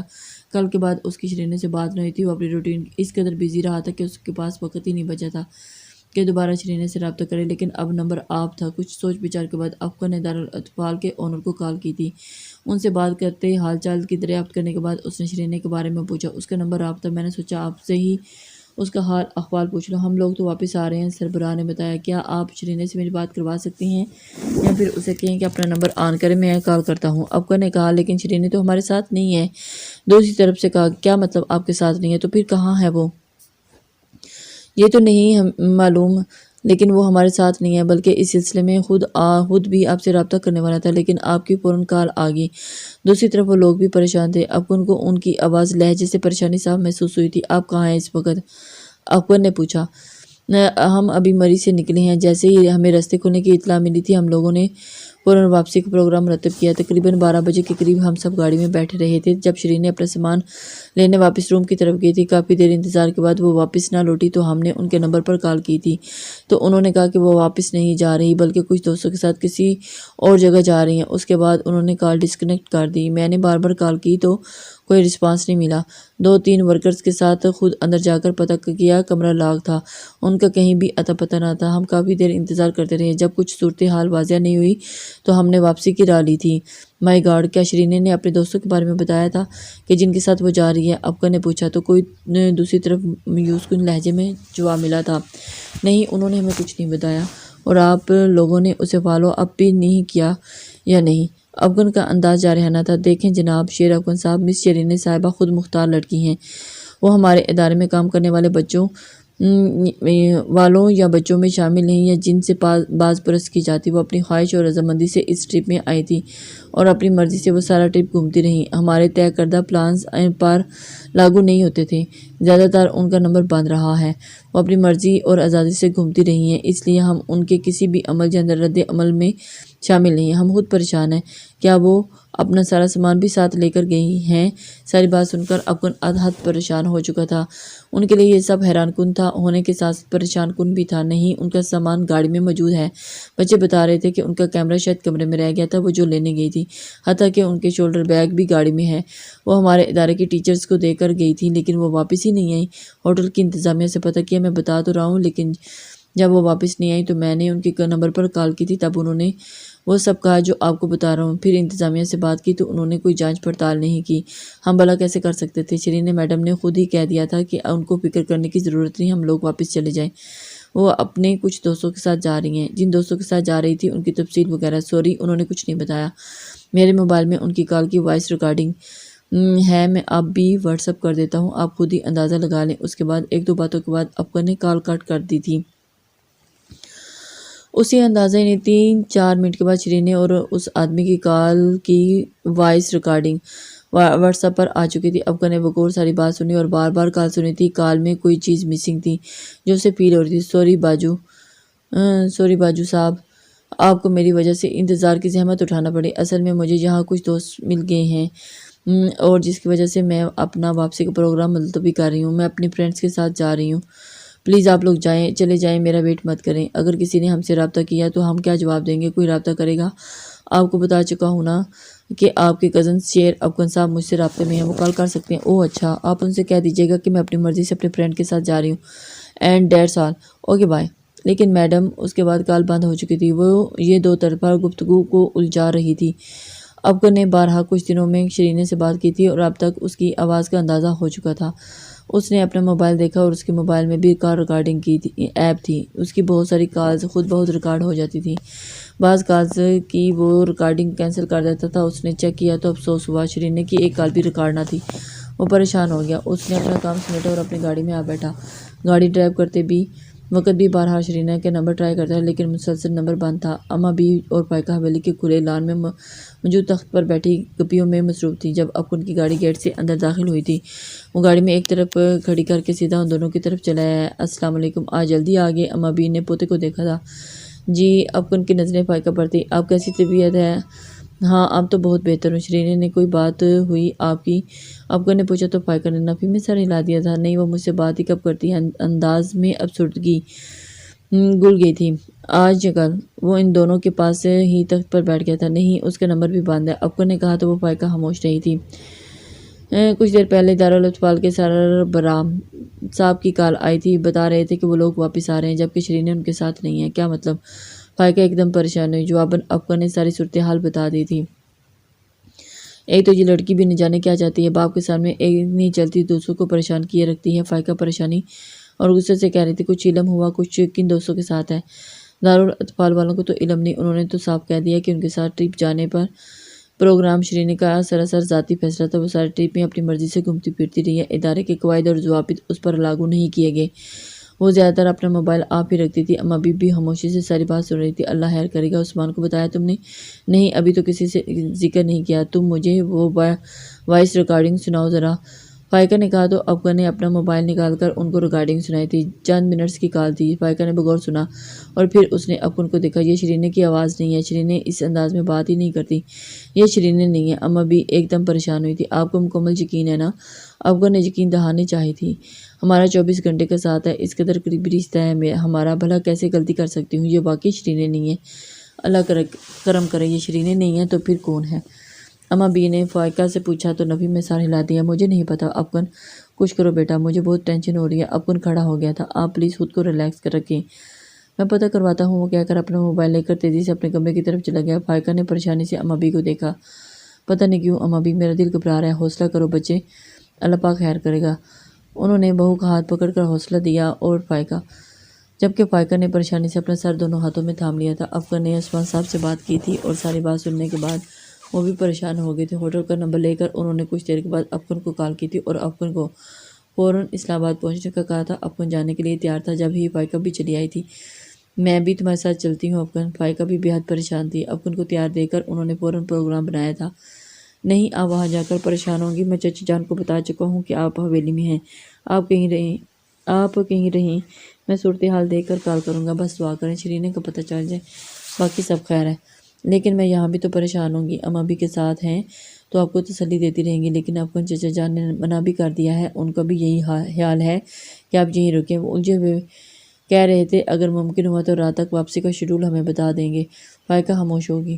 افغان چلا گیا تھا۔ فائقہ گمسم اور پریشان سی تھی اور عثمان سے ناراض ہو کر یہاں آئی تھی، لیکن اب شرینے کی گمشدگی پر عثمان سے مزید ناراض نہیں رہ سکتی تھی۔ انہوں نے اپنے کمرے میں آ کر عثمان کو کال ملائی تھی۔ کال اسسٹنٹ نے اٹینڈ کی تھی۔ مجھے عثمان صاحب سے بات کرنی ہے، لیکن وہ فری نہیں ہیں، آپ کچھ دیر بعد کال کر لیں۔ فائقہ نے گہرا سانس خارج کر کے کال بند کر دی تھی۔ باقی سارا وقت وہ پریشان الجھی سی کیفیت میں پوری حویلی میں چکر لگاتی رہی۔ افغان بائی پلین اسلام آباد گیا تھا۔ انہوں نے کئی بار افغان سے رابطے کی کوشش کی تھی، ایک دو بار کے علاوہ افغان نے زیادہ تر کال ریسیو نہیں کی تھی۔ تھک ہار کر وہ تخت پر آ بیٹھی تھی۔ انہوں نے ایک بار پھر عثمان کا نمبر ملایا اور اتفاقاً عثمان نے ہی کال پک کی تھی۔ السلام علیکم، سلام کا جواب دینے کے بعد انہوں نے پوچھا، کیسے ہیں؟ کال کیوں کی؟ سرد لہجے میں انہوں نے پوچھا، جبکہ فائقہ اس وقت کسی ہمدرد کاندھے کی ضرورت تھی جو شوہر کی صورت میں ہی نہیں ان کا غم کر سکتا تھا، لیکن وہ ہمیشہ کی طرح مایوس ہوئی تھی۔ عثمان پلیز میں بہت ڈسٹرب ہوں، مجھے آپ کی ڈسٹربنس سے کچھ لینا دینا نہیں ہے۔ دل تو کرتا ہے کہ یہ جو نام نہاد رشتہ باقی ہے نا، ایک لمحے میں اپنی زندگی سے یہ رشتہ نکال کر پھینک دو۔ میری زندگی کا بیٹی کا ذرا بھی دھیان نہیں رکھ پائیں آپ۔ عثمان پلیز، آپ زیادتی کر رہے ہیں۔ آپ جانتے ہیں شرین نے میرے آنے سے پہلے ہی ٹرپ پر جا چکی تھی، بلکہ میں تو جب آپ کے ساتھ گئی تھی تو وہ میری کال پک نہیں کر رہی تھی۔ یہ دنیا پیدا کرنے والی بھی تو آپ ہی ہیں فائقہ رودی۔ آپ کے دل میں جو موجود شک و شبہات ہیں میں کیسے نکالوں؟ آپ جانتے ہیں شرین مجھے بہت عزیز ہے، اتنی محبت تو میں نے کبھی ٹیپو اور آفاق سے بھی نہیں کی جس قدر اس سے کی ہے۔ یہ حساب کتاب تو واپس آ کر کروں گا۔ ایک بات یاد رکھیے گا فائقہ صاحبہ، اگر شرین کو کچھ ہوا تو سمجھ لیجیے گا ہمارے درمیان موجود اس نام نہاد رشتے کے متعلق فیصلہ کرنے کا وقت آن پہنچا ہے، اور یہی میرا آخری فیصلہ ہے۔ انہوں نے کہہ کر کال کاٹ دی تھی، اور فائقہ پتھر کی مورت کی طرح اپنی جگہ پر ساکت اور سمت بیٹھی رہی تھی۔ افغان اسلام آباد آیا تھا عثمان نے اسے جن لوگوں سے ملنے کو کہا تھا ان سے ملنے کے بعد وہ از خود دارالاطفال آ گیا تھا، اور وہ لوگ خود پریشان تھے۔ ان سے شرین کا سامان لے کر اچھی طرح سے سب کچھ چیک کیا تھا، اسے کوئی بھی کلو نہیں ملا تھا۔ شرین ابھی تک لاپتہ تھی، وہ خود کہیں بھی گئی تھی یا غائب کی گئی تھی، صورتحال کچھ بھی واضح نہیں ہو رہی تھی۔ شرین کا نمبر بند تھا، وائس ریکارڈنگ والی لاسٹ کال تھی جو شرین کے نمبر سے موصول ہوئی تھی۔ اس کی کال کی لوکیشن پتہ کرایا گیا تو وہ ہوٹل کے اسی کمرے کی تھی جہاں شرین رکی تھی۔ افغان نے عثمان سے بات کی تھی اور پھر ان کے کہنے پر آج خود وہیں جانے کا فیصلہ کر لیا تھا۔ اس کے ساتھ پولیس کے کچھ افسران بھی تھے، یہ عثمان صاحب کے بڑے قابل بھروسے لوگ تھے۔ وہ شام کے بعد مری پہنچے تھے۔ ہوٹل کی انتظامیہ شرین کا بیک گراؤنڈ جاننے کے بعد فوراً تعاون پر تیار ہو گئی، اور کمرے کی چیکنگ کی صورتحال سامنے آئی تھی تو وہ دیکھ کر تو افغان ایک دم پریشان اٹھا تھا۔ اس نے ریسیپشن پر موجود سبھی افراد کو بلوا لیا تھا۔ جس وقت شرین اپنا سامان لے کر نیچے آئی تھی اسی وقت سامنے والے کمرے سے ایک لڑکی اور پھر ایک لڑکا نکل کر فوراً شرین کے کمرے میں داخل ہو گئے تھے۔ کچھ توقف کے بعد شرین اوپر گئی تھی اور پھر 15 منٹ تک وہ کمرے سے نہیں نکلی تھی، اور پھر ٹھیک 15 منٹ کے بعد وہ اسی لڑکی اور لڑکے کے ساتھ ان کے سامنے والے کمرے میں چلی گئی تھی۔ پھر وہ لڑکا وہاں سے کمرے سے نکل کر نیچے گیا تھا اور کافی دیر کے بعد واپس آیا۔ کملہ خالی ہاتھ تھا، اور پھر کچھ دیر کے بعد اس لڑکے اور لڑکی کے ساتھ خود چل کر کچھ باتیں نیچے کی طرف چل دی تھی۔ افغان کے کہنے پر باقی کمرے بھی چیک کیے گئے تھے۔ سیکنڈ فلور والے کوریڈور کے کمرے کا سین تھا جو اس کے مطابق تھرڈ فلور سے سیکنڈ فلور کے زینے سے نیچے گئے تھے۔ فرسٹ فلور پر بھی ان کے ساتھ تھی۔ گراؤنڈ فلور کے کیمرے کے مطابق وہ ان دونوں کے ساتھ تھی۔ وہ کمرے کے سامنے سے گزرتے بیرونی ایگزٹ ڈور کی طرف بڑھے تھے۔ جانے سے پہلے ریسیپشن پر انہوں نے واجبات کلیئر کیے تھے۔ بیرونی کیمرے نے شرین کو فوکس نہیں کیا تھا، بس وہ دونوں ہی تھے۔ ایگزٹ ڈور سے نکلنے کے بعد وہ تینوں کس طرف گئے تھے کچھ علم نہ ہو سکا۔ افغان نے ان افسران کے ساتھ بغور سب کلپس دیکھے تھے۔ یہ سب کلپس دیکھنے کے بعد صاف اور واضح طور پر علم ہو رہا تھا کہ شرین میڈم خود ہی اپنی رضامندی سے ان دونوں کے ساتھ کہیں گئی ہیں، اور جہاں تک مجھے لگ رہا ہے یہ دونوں حقیقت میں شرین میڈم کے دوست ہیں یا پھر ان کو جانتی ہیں۔ ان کلپس میں ہمیں کوئی بھی غیر معمولی بات دکھائی نہیں دی۔ دوسرے افسر نے اپنی رائے دی تھی۔ افغان نے ہوٹل کے مینیجر کو دیکھا۔ شرین کے سامنے والے روم میں کون لوگ ٹھہرے ہوئے تھے؟ ہمارے پاس ساری ڈیٹیلز کمپیوٹر میں فیڈ ہیں، ابھی چیک کروا دیتے ہیں۔ مینیجر ابھی باقی عملہ مکمل طور پر تعاون کر رہا تھا۔ یہ سب لوگ سویلین کپڑے میں تھے، لیکن ان کی پوزیشن اور عہدے کو بتانے کے لیے افسران دکھائے جانے والے کارڈز کافی تھے۔ کچھ دیر کے بعد لڑکا لڑکی کے متعلق سارے کوائف سامنے تھے۔ یہ آسٹریلین نیشنلٹیز ہولڈر کپل تھا۔ یہ لوگ اسی دن شرین لوگوں کی آمد کے بعد اسی ہوٹل میں آئے تھے، اور انہوں نے ہوٹل ایک کمرہ بک کرایا تھا اور فرسٹ فلور پر کمرہ دیا گیا تھا۔ پھر انہوں نے خود ہی کمفرٹیبل کہہ کر کمرہ شفٹ کرنے کو کہا، اور پھر لوگوں کے لیے مخصوص تھا۔ دارالاطفال کے تمام ممبرز کے لیے فرسٹ فلور پر ہی کمرے بک تھے، جبکہ شرین نے بطور اپنے لیے تھرڈ فلور پر کمرہ بک کرایا تھا۔ اس نے اپنے سارے واجبات خود ادا کیے تھے۔ شرین کے سامنے والا کمرہ خالی نہ تھا۔ جو لوگ رکے ہوئے تھے وہ 3 افراد تھے، میاں بیوی اور ایک چھوٹا بچہ۔ بائی چانس انہوں نے ایک دن پہلے ہی کمرہ چھوڑ دیا تھا، اور اس طرح یہ کمرہ ان دونوں میاں بیوی کو دے دیا گیا۔ اگلے دن یہ لوگ چلے گئے تھے۔ مینیجر نے ساری ڈیٹیل بتائی تھی۔ کوائف کمپیوٹر میں فیڈ تھے، موبائل نمبر بھی تھا۔ افغان نے افسران میں سے ایک کو اس نمبر پر کال کرنے کو کہا تھا۔ جیسے ہی نمبر ڈائل کیا دوسری طرف سے نمبر بند تھا۔ شرین کا بھی نمبر بند تھا، اور ان لوگوں کو بھی صورتحال کچھ کلیئر نہیں لگ رہی تھی۔ افغان نے سنجیدگی سے کہا تھا، عثمان صاحب نے کال پر ایک بار پھر شرین کے حوالے سے افغان سے بات کی تھی۔ یہ سب بہت قابل لوگ ہیں، ان کی معلومات کو ہینڈل کرنا تو جانتے ہیں، لیکن کوشش کرنا کہ ایک بات میڈیا تک نہ پہنچے۔ میری سیٹ کنفرم ہے اور میں جلد از جلد واپس پہنچنے کی کوشش کرتا ہوں۔ جی چچا جان۔ افغان وہی کسی ایک روم میں رک گیا تھا، اور باقی لوگ اس لڑکے اور باقی لڑکی کی باقی قوائف کا جائزہ لینے لگے تھے۔ فائقہ کی کال آ رہی تھی، افغان نے ان سے بات کی تھی، میری زبیدہ سے بات ہوئی تھی، میرا خیال تھا کہ وہ شاید گھر پہنچ چکی ہی ہوں گی، لیکن وہ تو بھی وہاں بھی نہیں۔ زبیدہ بتا رہی تھی کہ ہماری غیر موجودگی میں شرین کو رانگ نمبرز سے کوئی تنگ کرتا رہا تھا، اور پھر اس نے یہ بات تمہیں بھی بتائی تھی؟ جی بتایا تھا زبیدہ نے، بلکہ ایک دن پہلے خود شرین نے بھی ایک لڑکے کی شکایت کی تھی، ثقلین نور نام ہے اس کا، سوئمنگ پریکٹس کے دوران اس سے ملاقات ہوئی تھی، وہی دونوں کی لڑائی ہوئی، یہاں مری میں بھی اس سے ملا تھا۔ تم پتہ کرو، ہو سکتا ہے شرین کی گمشدگی اسی لڑکے سے کوئی شرارت نہ ہو۔ میں نے اس لڑکے کے متعلق ساری معلومات کرائی ہے، وہ اس وقت یہیں مری میں ہی ہے، افسران سے ان سے بات کی ہے، میں نے اس کو ان لوگوں نے پکڑ لیا ہے، لیکن وہ شرین سے مکمل طور پر لا علمی کا اظہار کر رہا تھا، وہ یہاں مری میں ہی آیا ہوا ہے، ایک دن شرین سے سامنا ہوا تو بدتمیزی کر رہا تھا، اور پولیس رپورٹ کرواؤں گی، چچا کی ساکھ کی وجہ سے کوئی قدم نہیں اٹھانا چاہتی تو اس لڑکے کی انویسٹیگیشن کروائی تو اس کے ساتھ ہوگی، اس کے بارے میں شور نہیں ہے، کہاں سے پکڑا تھا؟ اور پھر نزدیکی ہوٹل میں رکا ہوا تھا، اس کی فیملی کے تھرو اس کے پاس پہنچ کر ہم نے پکڑ لیا، ہم اس وقت ہمارے پاس ہی نزدیکی تھانے میں۔ عثمان واپس آ رہے ہیں، ظاہر ہے ان کی بیٹی کا معاملہ ہے، انہوں نے واپس تو آنا ہی تھا، وہ شرین سے بہت محبت کرتے ہیں۔ افغان خاموش رہا تھا، جیسے ہی کوئی اطلاع ملے مجھے ضرور کال کرنا۔ افغان نے وقت دیکھا تو رات کا 1 بج رہا تھا۔ آپ پریشان نہ ہو، انشاءاللہ سب ٹھیک ہو جائے گا، بس آپ سونے کی کوشش کریں، ایسے عالم میں نیند کہاں آتی ہے؟ اماں بھی مسلسل جائے نماز پر۔ بابا صاحب تو ہم نے ذکر ہی نہیں کیا۔ جی کہیے، تم کس سے بھی ذکر مت کرنا، ابھی تم جانتے ہو نا، خاندان والے یا عثمان مجھ سے متعلق ایسے پراپوگنڈا کرنے میں لگے رہتے ہیں، عثمان کی سیاسی ساکھ کی بھی بات ہے، بہت محتاط ہو کر رہنا۔ آپ ٹینشن نہ لیں چچا جان، ہمیں بہت اچھی طرح سے بریف کر چکے ہیں، انشاءاللہ ہم کور کر لیں گے۔ وہ اندر ہی اندر شدید ڈپریس تھا، لیکن اس نے ہر حال میں ان کو مطمئن کرنا اپنا فرض سمجھا تھا۔ 1-2 باتوں کے بعد کال کاٹ دی تھی۔ وہ افسران ان کے پاس آ گئے تھے، کچھ لوگ تفتیش میں لگے ہوئے تھے، ایک ساتھی کو لے کر پولیس اسٹیشن آ گیا تھا، وہاں ان کا ایک ساتھی ثقلین نور سے پوچھ گچھ کر رہا تھا، جبکہ وہ مسلسل شرین سے متعلق لا علمی کا اظہار کر رہا تھا۔ افغان نے اسے بطور دیکھا، پولیس کارکردگی اس کی حلیہ دکھائی دے رہی تھی، اس کے سامنے کرسی پر بیٹھ گیا۔ تم شرین کو کب سے جانتے ہو؟ میرا صرف اس سے 2-3 دفعہ ہی سامنا ہوا تھا، وہ بھی سوئمنگ کلب میں پریکٹس کے دوران، وہ شاید اسے بھی کوئی پولیس افیسر ہی سمجھ رہا تھا۔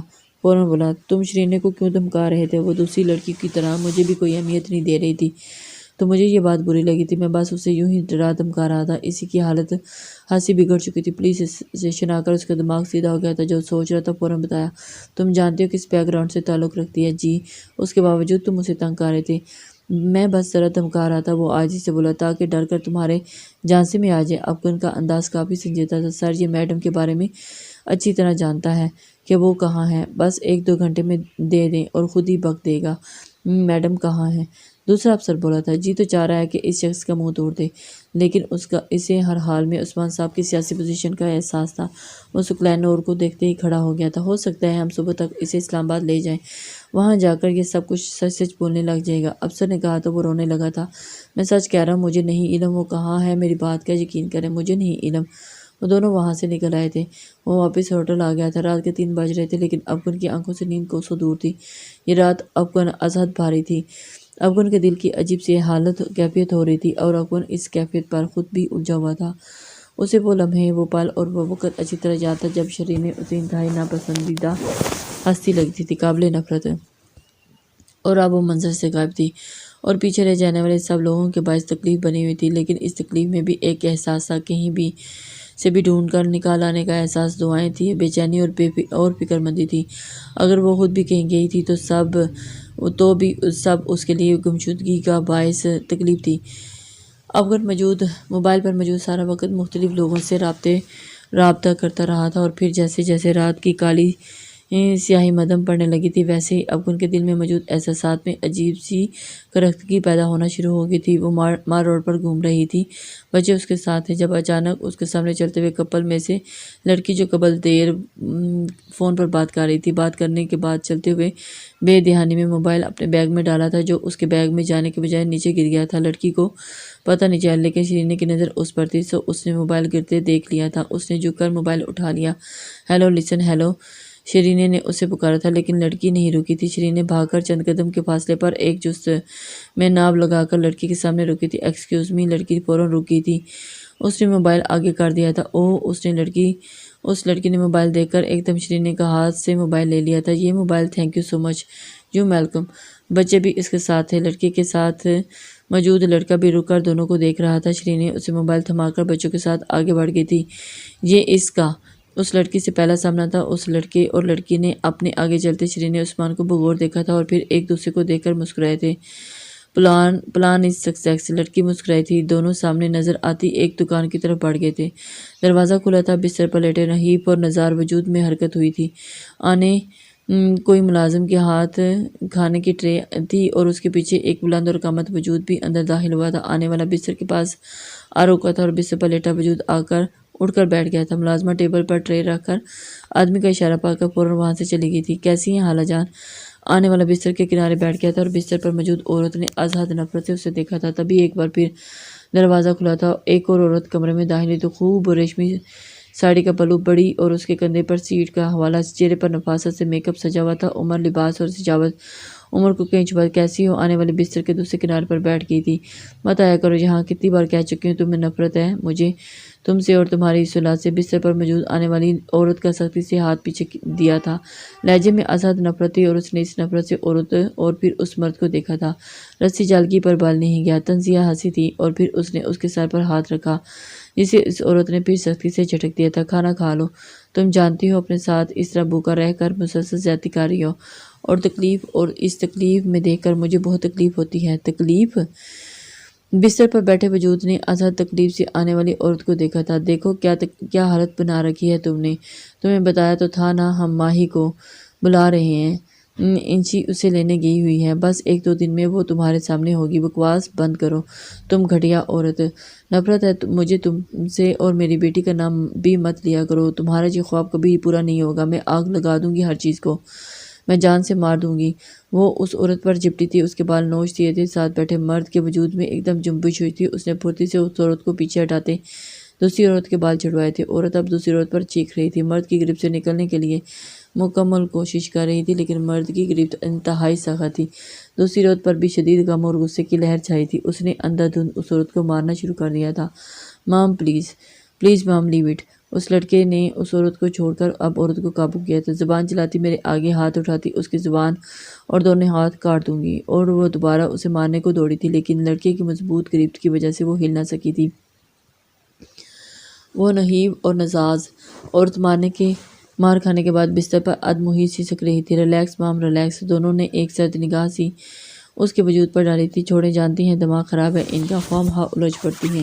آپ کو دھیان رکھنا چاہیے تھا، ماہی آنے والی ہے، ان کی حالت یہ دیکھے گی تو سوچے گی کیا ایکٹ کرے گی۔ وہ عورت ایک گہرا سانس لیتے کینا تو نظروں سے پہلے والی عورت کو دیکھتے ہوئے گھورتے ہوئے ریلیکس ہوئی تھی۔ میں تم لوگوں کا خواب کبھی پورا نہیں ہونے دوں گی، میں مار دوں گی تم سب کو۔ وہ عورت پھر چلانا شروع ہو گئی تھی۔ دیکھ رہے ہو یہ جب ایسا کرتی ہے تو پھر مجھے غصہ نہ آئے تو کیا کروں؟ کہا نا ریلیکس۔ اس نے ماں کا کندھا تھپتھپایا تھا اور پھر بستر کی طرف دیکھا تھا۔ خالہ جان پلیز اپنی زبان پر کنٹرول رکھیں، جانتی ہیں نا جتنا بولیں گی اتنی مشکلات بڑھائیں گی اپنے لیے، اس نے دبنگ اور وارننگ والے انداز میں کہا تھا۔ کھانا کھائیں، میڈیسن بھی لے لیں، اگر چاہتی ہیں کہ ماہی کے حق میں سب اچھا ہو تو جیسا کہا ہے ویسا ہی کرے، ورنہ آپ جانتی ہیں نا میں کیا کر سکتا ہوں۔ بستر پر دراز وجود شدت سے رونے لگا تھا۔ چل امام، وہ شخص اس عورت کا ہاتھ تھام کر وہاں سے چلا گیا اور عورت بستر کے سرہانے سر رکھ کر شدت سے رونے لگی تھی اور یہ رونا ہی اب اس کے اختیار میں تھا۔ شرین بچوں کے ساتھ ہوٹل میں داخل ہو رہی تھی جب وہ لڑکی وہاں سے نکل رہی تھی۔ ارے آپ! وہ لڑکی اسے دیکھ کر فوراً ہوش ہوئی۔ شرین نے بھی اسے پہچان گئی۔ یہ لڑکی وہی تھی جو کل مار روڈ پر تھی اور اس کا موبائل گر گیا تھا۔ میں ادھر ہی ٹھہری ہوئی ہوں، شرین نے بتایا۔ میں بھی۔ آپ کہاں سے ہیں؟ لڑکی نے پوچھا۔ تو میں اسلام آباد سے ہوں اور میں آسٹریلیا سے آئی ہوں اپنے ہسبینڈ کے ساتھ۔ ویل ڈن، آپ یہاں ٹور کے لیے آئے تھے؟ ادھر مڑی میں کچھ رشتے دار ہیں لیکن ہم یہاں ہوٹل میں ہی ٹھہرے ہوئے ہیں، خود ہی بتانے لگی تھی۔ شرین کے ساتھ کھڑے بچے اکتا رہے تھے۔ Nice to meet you. Shireen نے دیکھ کر بچوں کو دیکھا اور اسے مسکرا کر کہا۔ وہ کہہ کر جانے لگی تھی، ایک منٹ پلیز، لڑکی نے کہا تو شرین رک گئی تھی۔ میرے ہسبینڈ ایک کام سے نکل گئے، میں بور ہو رہی تھی تو سوچا باہر کا چکر لگا لوں، کیا مجھے کمپنی دے سکتی ہیں؟ وہ کہہ رہی تھی۔ شرین نے اسے دیکھا اور پھر بچوں کو۔ اوکے، آپ 2 منٹ ویٹ کریں، میں بچوں کو ان کے روم میں چھوڑ کر آتی ہوں۔ Why not? وہ بچوں کو ان کے روم میں چھوڑ کر آ گئی تھی۔ حسن آرا کسی لڑکی کو اپنے کاروبار کی ٹیکنیک سمجھا رہی تھی اور جب اس کا موبائل بجا تھا بیٹی کا نام دیکھ کر لڑکی کو جانے کا اشارہ کرتے اس نے فوراً کال پک کی تھی۔ Hello mom, really she is so pretty, I met her, really I am impressed. کام کی بات کرو، فضول ہانکنے کی ضرورت نہیں، حسن آرا نے سنجیدگی سے کہا تھا۔ جمال کہاں ہے؟ وہ بھی فوراً سنجیدہ ہوئی تھی۔ وہ فارغ نہیں ہے۔ حسن آرا کی سنجیدگی اسی طرح برقرار ہے۔ اوکے ماہی کہاں ہے؟ میرے ساتھ ہی ہے۔ ماں تم نے میرا بڑا دماغ خراب کیا ہوا ہے، اب جلدی سے ماہی کو لے کر آ جاؤ، اس پاگل عورت سے اور زیادہ دماغ نہیں کھپایا جاتا۔ Don't worry mom, I will try my best. Okay جلدی کرو، میرے پاس وقت نہیں ہے، بہت انتظار کیا میں نے۔ اوکے ماما، ماہی ساتھ ہے میرے پھر بات ہوگی۔ Okay bye. کال بند ہوگی۔ حسن آرا موبائل پر پکڑے کچھ سوچتی رہی، آنکھوں میں عجیب سی چمک تھی، اور پھر موبائل ٹیبل پر رکھ دیا۔ میرا نام سحر ہے، 2 سال پہلے میری شادی ہوئی تھی، ہم آسٹریلیا ہوتے ہیں اور یہاں میری فیملی ہوتی ہے جن سے میں ملنے آئی تھی۔ وہ ساتھ چلتے چلتے بتا رہی تھی۔ شرینی نے مسکرا کر دیکھا، اور آپ؟ میرے نام شرینی عثمان ہے، اسلام آباد سے ہوں، یہاں میں ٹرپ کے ساتھ آئی ہوں۔ اسکول ٹرپ ہے کیا؟ اس نے پوچھا۔ نہیں، یہ آرفن بچوں کا ایک ادارہ ہے، میں اکثر ان کے ساتھ آتی جاتی ہوں، تو ابھی بھی ان کے ساتھ ہی آئی ہوں۔ ہم دونوں ساتھ چلتی مال روڈ پر کافی دور تک نکل آئی تھی، دونوں نے بہت سی باتیں کی تھی، اس ملاقات دونوں کی دوستی ہو گئی تھی۔ وہ دونوں اس کے بعد ہوٹل میں بھی ملتی رہی تھی۔ اس نے یہ بات کسی سے بھی نہیں کہی تھی۔ پھر موسم خراب ہونے کی وجہ سے رستے بند ہو گئے اور باقی سارا وقت وہ اپنے کمرے میں ہی بند رہی تھی۔ جب رستے کھلے تو وہ سب کے ساتھ واپسی کی تیاری کرنے لگی۔ سب گاڑی میں بیٹھے رہے اور وہ بھی سامان لے کر گاڑی میں آئی تھی۔ اس نے اپنا سامان رکھا جب اچانک چاہت آیا تو وہ اپنا کیمرہ کمرے میں بھول آئی تھی۔ کمرے کی چابی بائی چانس اس کے پاس ہی تھی۔ وہ اندر آئی تو ریسیپشن پر باجوہ صاحب کھڑے تھے۔ وہ تمام واجبات کلیئر کر رہے تھے، ان کو نظر انداز کیے تیزی سے اوپر اپنے کمرے کی طرف آئی تھی۔ اس نے کمرہ ان لاک کیا تھا۔ وہ جیسے کمرے میں داخل ہوئی تو اجنبی شخص کو دیکھ کر چونکی تھی۔ تم؟ اس سے پہلے کہ کچھ اور کہتی فوراً اس کے منہ پر ہاتھ رکھا تھا۔ سحر اس کے چیخنے پر ایک دم گھبرا گئی تھی۔ اس نے فوراً اس کے منہ پر ہاتھ رکھ کر آہستہ سے مرواؤ گی کیا؟ سحر کے ہاتھ میں ٹیشو تھا جو اس کے منہ پر تھا۔ وہ آہستہ سے بولی، اور اس کا ہسبینڈ بھی اس کے ساتھ تھا، اور اس کے ہاتھ میں شرینی کا کیمرہ تھا۔ اس نے سحر کا ہاتھ پیچھے ہٹایا اور ٹیشو نیچے گر گیا۔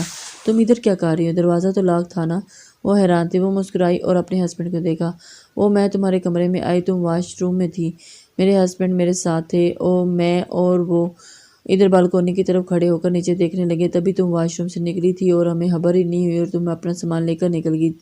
چونکے تو تب جب تم نے دروازہ لاک کیا، اور پھر انہوں نے کئی بار ناک کیا تھا لیکن کوئی بھی ادھر نہیں آ رہا تھا۔ تب دروازہ کھلنے کی آواز پر ہم دروازے کے پاس آ کر کھڑے ہو گئے۔ توبہ، تم نے تو مجھے ڈرا ہی دیا۔ اس نے اپنا سانس بحال کیا تھا۔ تم کہاں جا رہی ہو؟ سامان بھی نہیں، ہم واپس جا رہے تھے۔ تم نے بتایا نہیں؟ سحر فوراً سنجیدہ ہو گئی تھی۔ ہاں بس ویسے ہی، موسم ابھی بہتر ہوا، راستے کلیئر تھے تو باجوہ صاحب نے فوراً واپسی کا پروگرام طے کر لیا تھا۔ یہ کیا بات ہوئی؟ میں تو تمہیں نہیں جانے دوں گی، ابھی تو ہماری دوستی بھی ٹھیک سے نہیں ہوئی۔ سحر کیا کہہ رہی تھی؟ کوئی بات نہیں، نمبر دے دیتی ہوں، کال کر لینا۔ ابھی ایسے کیسے؟ میں نے تو اپنے گھر والوں کو کال کی تھی، تمہارے بارے میں بتایا تھا، وہ سب تم سے ملنے کو اس قدر ایکسائٹیڈ ہیں۔ میں نے وعدہ کیا تھا کہ تمہیں ساتھ لاؤں گی، مجھ سے بھی بھلا وہ کیوں، اور میں تمہارے ساتھ کیوں بھلا جاؤں گی؟ وہ حیران ہوئی تھی۔ میں اسلام دعا کوئی بھی کسی کے گھر تھوڑی چلا جاتا ہے، عجیب لڑکی تھی۔ میں نے تمہاری تعریفیں ہی اتنی کی تھی کہ لیکن میں تو واپس جا رہی ہوں اور میں تمہارے بارے میں بھی بہت اچھی طرح سے جانتی بھی نہیں۔ ارے میں جانے دوں گی تو تم جاؤ گی نا؟ پلیز مان جاؤ نا، پلیز، میری فیملی تمہیں دیکھ کر بہت خوش ہوگی۔ ریلی لیکن یار ایسے کیسے مان جاؤ؟ آپ ہی ایسے کہنا، وہ اپنے ہسبینڈ کو کہہ رہی تھی جو اتنی دیر میں خاموش تھی۔ پلیز آپ ہمارے ساتھ چلیں، ہمیں بہت خوشی ہوگی، لیکن ہم لوگ تو نکلنے والے ہیں۔ سوری، آپ ان کو منع کر دیں، ہم خود آپ کو اسلام آباد چھوڑ آئیں گے۔ پلیز شرینی، مان جاؤ نا۔ سحر بزی تھی اور شرینی نے اسے دیکھا تو پتہ نہیں کیوں اس کے دل اس کے دماغ کے مخالف ہوا تھا۔ ہم خود چھوڑ آئیں گے، میں اور میرے ہسبینڈ تمہیں ہمارے گھر ساتھ چلنے کی آفر کرنے ہی آئے تھے، لیکن تم نے ہمیں دیکھا ہی نہیں، دروازہ لاک کر کے نکل گئی۔ پلیز، ہمیں بہت اچھا لگے گا، پلیز۔ اس نے شرینی کا ہاتھ تھام لیا اور شرینی کو سمجھ ہی نہیں آ رہا تھا اور کیا فیصلہ کرے۔ اوکے، اس نے کچھ پل سوچا تھا، اور اس کے گھر میں واپس جانے کا اس کا دل نہیں تھا، لیکن وہ بہت زیادہ دن منظر سے غائب بھی نہیں ہو سکتی تھی۔ اب اگر اسے موقع مل رہا تھا تو کیا حرج تھا؟ اس نے مسکرا کر اسے دیکھا۔ میں باجوہ صاحب کو بتا دیتی ہوں اور اپنا سامان بھی لے لیتی ہوں، اس نے کہا۔ تو دونوں میاں بیوی نے ایک دوسرے کو دیکھا تھا۔ ارے سامان کو چھوڑو، ہمارے گھر جا کر تمہیں کتنی پریشانی نہیں ہوگی، لیکن میرا بیگ، اس نے کہنا چاہا، یہ جا کر لے آتے ہیں، بلکہ یہ کی بھی دے دے۔ یہ دروازہ لا کر کے دے آتے ہیں، تم ساتھ ہمارے کمرے میں آ جاؤ۔ اس نے سر ہلا دیا اور یہ ان کے کمرے میں آ گئی اور اس کا ہسبینڈ کیمرہ دے کر چابی نیچے چلا گیا اور اس کے نمبر پر باجوہ صاحب کی کال آ گئی تھی۔ کون ہے؟ باجوہ صاحب، لائیں میں بات کروں، وہ کہہ رہی تھی۔ شرینے نے حیران ہو کر دیکھا۔ کیوں؟ بس ویسے ہی مزہ آئے گا، تم دو تو صحیح یقیناً وہ ہسبینڈ نے نیچے جا کر بتایا ہوگا تو انہوں نے کال کی ہوگی، تم تو انکار نہیں کر پاؤ گی، دیکھو میں کیسے انکار کرتی ہوں، اس نے کہا۔ تو شرینے نے کندھے اچکا کر اپنا موبائل اسے تھما دیا۔ سوری باجوہ صاحب، آپ کو میری وجہ سے انتظار کی زحمت اٹھانا پڑی۔ اصل میں مجھے یہاں کچھ دوست مل گئے ہیں جن کی وجہ سے میں اپنا پروگرام ملتوی کر رہی ہوں، میں اپنے فرینڈز کے ساتھ جا رہی ہوں، پلیز آپ لوگ واپس چلے جائیں، میرا ویٹ مت کریں۔ وہ ہو بہو اسی کے انداز کو کاپی کرنے کی کوشش کر رہی تھی۔ وہ ہنسی۔ کون رابطہ کرے گا؟ شرینے نے اسے بس بات کرتے دیکھا تھا۔ او اچھا، آپ ان کو کہہ دیجیے گا کہ میں اپنی مرضی سے اپنے فرینڈ کے ساتھ جا رہی ہوں، and that's all, okay bye. اس نے بات کاٹ کر دی اور نظر شرینے کو دیکھا تھا جو ایک طرف رکھے صوفے پر بیٹھی تھی۔ دیکھا میں نے ٹھیک بات کی نا؟ ہاں بالکل، وہ ہنسی تھی۔ وہ سمجھ رہی تھی کہ یہ سب جسٹ فار انجوائمنٹ ہے، وہ ہمیشہ ایسی باتوں کو انجوائے کرتی رہی تھی۔ لاؤ اب میں سر باجوہ کو کال کر لوں، اچھی طرح سمجھا دیتی ہوں۔ ارے رہنے دو، میں نے کہہ دیا نا۔ اس نے اس کا موبائل پیچھے کر لیا تھا۔ اس کے بعد کال آئی تو اس نے کال کاٹ دی تھی۔ کچھ دیر کے بعد پھر کال آئی تو سحر نے نمبر آف کر دیا تھا۔ شرینے کو عجیب سا لگا۔ میرا خیال ہے ایک دفعہ ان سے بات کر لینی چاہیے، وہ سنجیدہ تھی۔ ارے رہنے دو نا، تم نے ایک فیصلہ تو کر لیا ہے نا ہمارے ساتھ جانے کا، تو پھر بار بار بات کرنے کا فائدہ؟ میں کہہ دیتی ہوں نا ان کو بات ختم۔ لیکن سحر یہ اچھا نہیں لگتا، یوں ایک دو دن کی جان پہچان بنا پر میں اٹھ کر تم لوگوں کے ساتھ چل دوں۔ ہاں تم لوگ یہاں آ کر رکتے تو میں تم لوگوں کے ساتھ گھوم پھر لیتی۔ چلیں اس بار تو میں سوچتے ہوئے تم لوگوں کے ساتھ ایک دفعہ ہمارے گھر ضرور جاؤ گی، یہ فائنل ہے۔ وہ بزی تھی۔ دیکھتے ہیں، وہ بات کی بات ہے، فی الحال تو میں تم لوگوں کے ساتھ ہی کچھ وقت یہیں گزارنا چاہوں گی۔ اس کا انداز حتمی تھا۔ کچھ دیر کے بعد سحر کا ہسبینڈ بھی حالی ہاتھ آ گیا تھا۔ آپ میرا سامان نہیں لائے؟ وہ نہیں دے رہے تھے کہ ایک انجان شخص کو وہ بڑا سامان کیسے دے سکتے ہیں؟ تو آپ مجھے کال کر لیتے، لیکن باجوہ صاحب تو کہتے ہیں مجھ سے بات کر لیتے، انہوں نے کہا تو اس نے سر ہلا دیا۔ انہوں نے کال کی تھی، آپ نے کال کٹ کر دی، پھر نمبر بھی بند تھا۔ اوکے، کال تو سحر نے کاٹی تھی۔ اوہ سوری ڈیئر، سحر ایک دم شرمندہ ہوئی تھی۔ آپ میرے نمبر پر کال کر رہے تھے، وہ کہہ رہی تھی تمہارا تو موبائل کا گرنے سے ڈیڈ ہو گیا تھا نا؟ ہاں سوری یار، سحر بار بار شرمندہ ہو رہی تھی۔ کوئی بات نہیں، میں خود جا کر سامان لے آتی ہوں، بلکہ باجوہ صاحب کو اپنا پروگرام بھی بتا دیتی ہوں۔ لیکن آپ کی گاڑی تو چلی گئی ہے، سحر کے ہسبینڈ نے بتایا تو وہ پریشان ہوئی۔ کیا؟ لیکن میں نے سارا سامان ہینڈ بیگ تک سب گاڑی میں رکھوا دیا تھا۔ آئی ایم سوری، باجوہ صاحب نے سامان نہیں دیا تو لینے گیا تھا نا؟ شرینے نے سر پکڑ کر بیٹھ گئی تھی۔ مجھے کیا معلوم تھا، میں نے تو اسی لیے موبائل بند کر دیا، کہیں تم ان سے بات کرنے کے بعد اپنا پلان نہ چینج کر لو۔ میں تمہیں اپنے ساتھ لے جانے کی وجہ سے بہت ایکسائٹیڈ تھی۔ آئی ایم سوری، وہ واقعی شرمندہ ہو رہی تھی۔ اٹس اوکے، میں مینیج کر لوں گی، میرا خیال ہے بس یہی آج کا دن آپ لوگوں کے ساتھ گزار لیتی ہوں، کل میں واپس چلی جاؤں گی۔ بیگ میرے پاس ہوتا تو اس میں ATM وغیرہ تھا، خیر کوئی بات نہیں، میں مینیج کر لوں گی۔ اگر یہ بات ہے تو میں ابھی کیب لے کر گاڑی پیچھے جاتا ہوں، ابھی زیادہ دور نہیں گئے ہوں گے، میں راستے میں سامان لے لیتا ہوں۔ سحر کا ہسبینڈ کہہ رہا تھا کوئی بات نہیں، I can manage it, thank you. دونوں میاں بیوی اس کے مان جانے پر بہت خوش تھے۔ کچھ دیر کے بعد ان لوگوں نے باہر گھومنے کا پروگرام بنایا۔ وہ دونوں نیچے آئیں تو سحر کا ہسبینڈ بھی ساتھ تھا۔ سحر کے ہسبینڈ نے ان کو جانے کا اشارہ کیا اور خود ریسیپشن پر رک گیا تھا۔ اس نے شرینے کی طرف اشارہ کرتے چابی دی تو شرینے چونکی، اس نے پہلے چابی واپس کیوں نہیں کی تھی؟ وہ کچھ دیر کھڑا تھا، کچھ کلیئرنس کرا رہا تھا اور پھر ان کی طرف آیا تھا۔ اس نے اب چابی واپس کی تھی۔ اس کے ہسبینڈ نے اپنی وائف کو دیکھا اور پھر مسکرایا۔ نہیں تبھی واپس کر دی تھی، یہ تو ہمارے اپنے گھر کی کمرے کی ہیں۔ شرینے خاموش رہی۔ کچھ دیر کے بعد انہوں نے باہر ہی ایک کیب ہائر کی تھی۔ شرینے کا کیمرہ اب ان کے اپنے پاس تھا۔ وہ جینز اور کرتا شرٹ میں ملبوس، بال ہمیشہ کی طرح کیچر میں قید تھے، ایک اسکارف گلے میں تھا، لانگ کوٹ اس کے وجود کو ڈھانپے ہوئے تھا اور سر پر ہیٹ تھی اور ہاتھوں میں گلوز۔ اس کے ہولیے میں واپسی کے لیے تیاری ہوئی تھی۔ موبائل اس نے اپنی پاکٹ میں ڈال لیا تھا۔ وہ گاڑی میں بیٹھ گئی تھی۔ سحر اس کے ساتھ مسلسل باتوں میں لگی ہوئی تھی۔ وہ باتونی لڑکی تھی۔ اس کا ہسبینڈ اگلی سیٹ پر ڈرائیو کر رہا تھا، پچھلی سیٹ پر سحر اور شرینے تھی۔ یوں ہی باتیں کرتے کرتے شرینے کو نیند آنا شروع ہوگی۔ وہ حیران ہوئی کہ سفر کے دوران تو سونا اس کی عادت نہ تھی، جس قدر تھکن ہو وہ سفر میں کبھی سوتی تھی۔ اس نے خود کو سحر کی باتوں میں الجھائے رکھنے کی کوشش کی، لیکن کچھ دیر کے بعد وہ مکمل طور پر سو چکی تھی۔ سحر نے اسے سوتے دیکھا۔ شرینے شرینے، اس نے اس کا کندھا ہلا کر 2-3 بار پکارا، لیکن شرینے واقعی گہری نیند میں تھی۔ یہ واقعی سو چکی ہیں، اس نے اپنے ہسبینڈ کو بتایا۔ گلحان جلدی گاڑی چلاؤ، ہمیں ابھی آدھے گھنٹے میں اسلام آباد پہنچنا ہے، اس کے ہسبینڈ نے ڈرائیور کو کہا تھا۔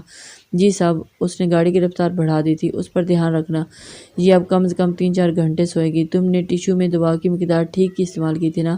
یہ نہ ہو کہ کچھ دیر کے بعد اٹھ کر ہمارے لیے مسئلہ بن جائے۔ وہ اب اپنی بیوی سے مخاطب تھا۔ میں اس معاملے میں قطعی رسک نہیں لے سکتی۔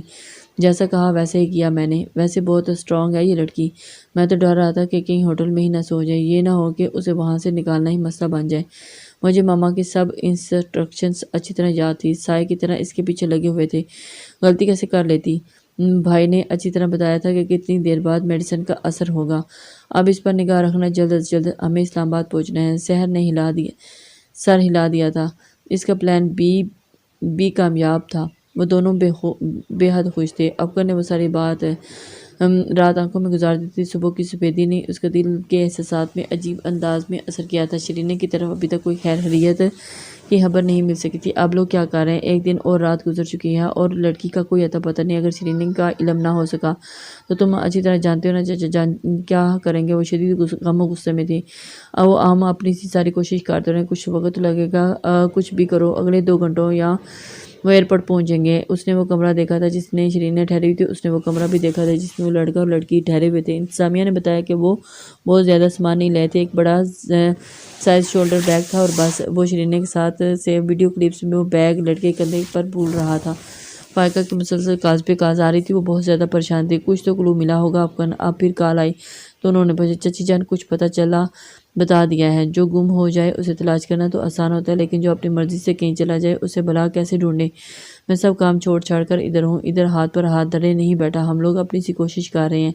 دوسری طرف موجود فائقہ نے ایک گہرا سانس لیا۔ مجھ سے اب زیادہ انتظار نہیں ہو رہا، میں واپس اسلام آباد آ رہی ہوں۔ اس کا حتمی انداز تھا۔ جیسے آپ کی مرضی۔ ویسے اماں بھی ٹھیک ہے نا؟ مسلسل پریشان، جائے نماز پر ہی زیادہ تر وقت گزار دیتی ہیں۔ میں کچھ لوگوں سے مل لوں، پھر بات کروں گا۔ ٹھیک ہے، سنو افغان۔ اس نے کال بند کرتے ہوئے افغان کو پکارا تو افغان نے ایک گہرا جی چچی، تمہاری چچا جان کی کیا خبر ہے؟ وہ روانہ ہو چکے ہیں؟ کافی لمبا سفر، واپس آنے میں تو وقت لگے گا نا؟ ٹھیک ہے، مجھے اطلاع کر دینا، میں کوشش کروں گی کہ ان کی آمد سے پہلے اسلام آباد پہنچ جاؤ۔ جی بہتر۔ انہوں نے 1-2 اور باتوں کے بعد کال کاٹ کر دی تھی۔ افغان وہاں سے مرید تھانے آیا تھا۔ ثقلین نور کی فیملی کے چند ایک افراد وہاں موجود تھے۔ کافی لوگ ٹہل رہے تھے۔ یہ کیا طریقہ ہے؟ حالت دیکھی ہے کیا بنا دی ہے ان لوگوں نے اس کی؟ میں کیس کروں گا آپ سب کے خلاف۔ بے بنیاد الزام لگا دی میرے بیٹے پر آپ لوگوں نے۔ وہ پولیس والوں پر برہم ہو رہا تھا۔ افغان کو دیکھ کر اس پر چلانے لگا۔ کوئی بے بنیاد الزام نہیں لگایا، لڑکی غائب اور شرینے کو تنگ کر رہا تھا، لیکن اس کا مطلب یہ تھوڑی ہے کہ اس نے غائب کروا دیا ہے۔ یہ پولیس کا کام ہے، ان کو تفتیش کرنے دیں۔ جب تک لڑکی کا پتہ نہیں چل جاتا آپ بیل نہیں کروا سکتے۔ تو پھر ٹھیک ہے، میں میڈیا کو بلوا لیتا ہوں۔ آپ لوگ سیاسی طور پر اثر و رسوخ والے لوگ ہیں، تو کوئی عام انسان بھی نہیں ہوں۔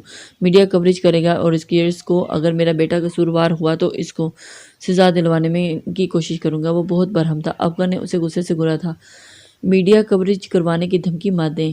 آپ اپنے بیٹے کو سمجھائیں، وہ سچ بیان دے اور شرینے کا پتہ بتا دیں۔ ہم مزید کچھ بھی نہیں کہیں گے، اور اگر بات میڈیا تک لے گئے تو پھر سوچ لیں آپ کے بیٹے کے ساتھ بہت زیادتی ہو جائے گی۔ پھر نہ کہے گا کہ وہ غصے سے کہہ کر وہ اندر افسران کے پاس آ گیا تھا۔ کیا بنا؟ ہوٹل سے ان دونوں میاں بیوی کے جو کوائف ملے تھے ان پر پولیس نے ریڈ کی۔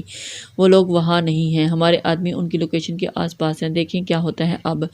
میں نتیجے کے انتظار میں وقت ضائع کرنے والوں میں سے نہیں ہوں۔ ثقلین نور سے آپ لوگ کچھ اگلوا نہیں سکے۔ ان دونوں کا کوئی اتا پتہ نہیں۔ کیا کریں آپ لوگ؟ سوری ٹو سے سر، لیکن حقائق تو یہی بتا رہے ہیں کہ شرینے میم کو کسی نے غائب نہیں کیا، بلکہ وہ خود ساتھ گئی ہیں، اور خود سے ہی غائب ہم اس کو بھلا کیسے تلاش کر سکتے ہیں؟ بلکہ میں سمجھ رہا ہوں کہ ثقلین نور بھی بے قصور ہے، اسے واقعی کچھ علم نہیں۔ میرا خیال ہے اسے چھوڑ دینا چاہیے، ورنہ اس کی فیملی حقیقت میں میڈیا تک جائے گی اور عثمان صاحب کی ریپو خراب ہونے کا بھی خدشہ ہے۔ افغان نے غصے سے افسر کو دیکھا۔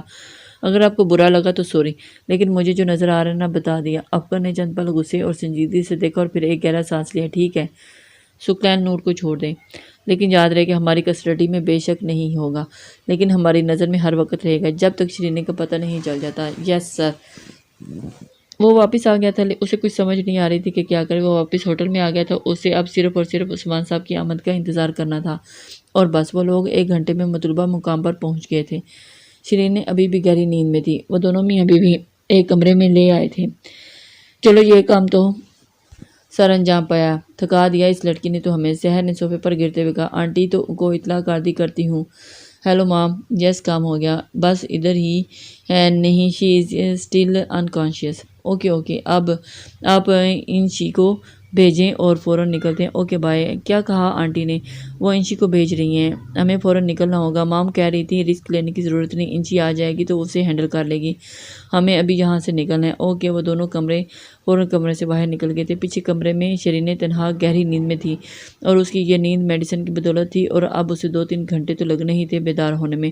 سحر نے ملازمہ کو ہدایت دی تھی کہ وہ پھر جس گاڑی میں آئے تھے اسی میں بیٹھ کر روانہ ہوں گے۔ انشی کمرے میں آئی تو شیرین ابھی بھی گہری نیند میں تھی، اور وہاں بیٹھی 1 گھنٹے شیرین کی آنکھ کھلی تھی۔ پہلے تو وہ خواص بحال کرنے کی کوشش لیٹی رہی، اور اس کا ذہن ماحول سے مانوس ہوا تو وہ چونکہ یہ اس کا کمرہ نہیں تھا، یہ ہوٹل کا بھی کمرہ نہیں تھا، ایک دم ہڑبڑا کر بیٹھ گئی۔ وہ حیران ہو کر ارد گرد دیکھنے لگی تھی، یہ کون انجان تھی جگہ تھی، اور اس کا دماغ کبھی بھی گھوم رہا تھا۔ چند پل اپنے ساتھ دونوں جھگڑے رہی، بس واپس جا رہی تھی کہ کمرے میں گئی اور سحر اس کا ہسبینڈ موجود تھا، اور ان دونوں کے کہنے پر رک گئی اور پھر ان دونوں کے ساتھ گھومنے کے لیے نکلی، اور شیرین کے دماغ میں دھماکے ہو رہے تھے۔ وہ سر ہاتھوں میں پکڑے بستر سے اتری، لیکن زمین پر قدم رکھتے اسے چکر آیا اور واپس بستر پر کنارے پر بیٹھ گئی۔ اسے یاد آ رہا تھا کہ گاڑی میں سحر سے باتیں کر رہی تھی جب اسے نیند آ گئی تھی۔ کچھ دیر اسی طرح بیٹھی رہی تھی۔ وہ سنجیدگی سے سب سمجھنا چاہ رہی تھی کہ وہ یہاں کیسے پہنچی۔ کچھ دیر کے بعد اس کے دماغ میں ہونے والے دھماکے اب کم ہو گئے کہ وہ دوبارہ کھڑی ہو گئی تھی اور چلتی ہوئی دروازے تک آئی تھی، اور اس نے دروازہ کھولنے کی کوشش کی تھی، لیکن دروازہ لاک تھا۔ کوئی ہے؟ لسن می، کوئی ہے؟ وہ اپنی پوری طاقت لگا کر دروازہ کھولنے کی کوشش کر رہی تھی جب ایک دم سے دوسری طرف سے کلک ہوا، اور پھر دروازہ کھلا۔ آنے والی شیرین کے لیے قطعی اجنبی تھی۔ Hello, good evening. آپ مجھ سے اس طرح کے سوالات نہ ہی کریں تو بہتر ہوگا۔ کیوں؟ وہ میری بیٹی ہے۔ بیٹی؟ انہوں نے تلخی سے پوچھا تھا۔ آپ نے اسے کب اس رشتے کا مان دیا؟ عثمان صاحب، آپ زیادتی کر رہے ہیں۔ آپ سب اچھی طرح جانتے ہیں کہ میں نے ہر طرح کے رویوں کے باوجود آپا کو ٹیپو سے بڑھ کر اسے چاہا ہے۔ وہ رونے لگی تھی۔ عثمان فاروق نے انہیں غصے سے دیکھا تھا۔ ایک بات یاد رکھنا فائقہ بیگم، اگر میری بیٹی نہ ملی تو آپ میری زندگی میں شامل نہیں رہیں گے۔ وہ تلخی سے کہہ کر کمرے سے چل دیا تھا۔ فائقہ سسک کر رونے لگی تھی۔ عمر بھر کی ریاضت کا یہ صلہ ملا تھا ان کو۔ وہ پھوٹ پھوٹ کر روتی رہی تھی۔ کچھ توقف کے بعد انہوں نے خود کو بحال کیا تھا، اپنے کمرے کی طرف آئی تھی۔ وہ فون پر کسی سے مصروف گفتگو تھے۔ جو بھی تھا، جیسا بھی تھا، کچھ نہیں جانتا، مجھے میری بیٹی چاہیے تھی بس، اور غصے سے کال کاٹ دی تھی۔ موبائل پر بستر فون پھینکتے ہوئے روم میں گھس گیا تھا، اور فائقہ ایک گہرا سانس لیا تھا۔ وہ بستر کے کنارے بیٹھ گئی تھی، تبھی عثمان کا موبائل بج بج کر خاموش ہو گیا تھا۔ کچھ توقف کے بعد کال پھر آئی۔ فائقہ نے ابھی بھی واش روم میں تھی۔ انہوں نے موبائل اٹھا لیا اور کال پک کی۔ ہیلو۔ شیرینہ کھانا کھانے کے بعد کچھ دیر بیٹھی رہی، اور پھر اس کے پر غنودگی چھانے لگی تو وہ حیران ہوئی تھی۔ اس کی چھٹی اس نے بہت جلد اندازہ لگا لیا تھا کہ کھانے میں کچھ مکس تھا۔ وہ ایک دم واش روم میں گھسی تھی، اسے چکر آ رہے تھے۔ اس نے حلق میں انگلی ڈال کر وامٹنگ کی کوشش کی۔ اسے لگا کہ اس کا معدہ ہل کر رہ گیا۔ اس نے وامٹنگ کا ساتھ ساتھ سر بھی چکرا رہا تھا۔ اپنی آنکھوں کے سامنے اندھیرا چھایا محسوس ہوا تو خود کو سنبھالتی واپس کمرے میں آئی تھی۔ خود کو بموش ہوئے بستر کے کنارے تک لائی تھی، لیکن اس سے زیادہ وہ خود کو بحال نہ کر پائی تھی، اور بے ہوش ہو کر بستر پر گر گئی تھی۔ ہیلو۔ فائقہ نے واش روم کے دروازے کی طرف دیکھا تھا، دوسری طرف کوئی خاتون تھی۔ اس نے تصدیق چاہی تھی۔ فائقہ نے لب پینچ لیے تھے، تبھی عثمان واش روم سے نکلے تھے۔ آپ کی کال ہے۔ فائقہ نے آگے بڑھ کر موبائل ان کو تھما دیا تھا۔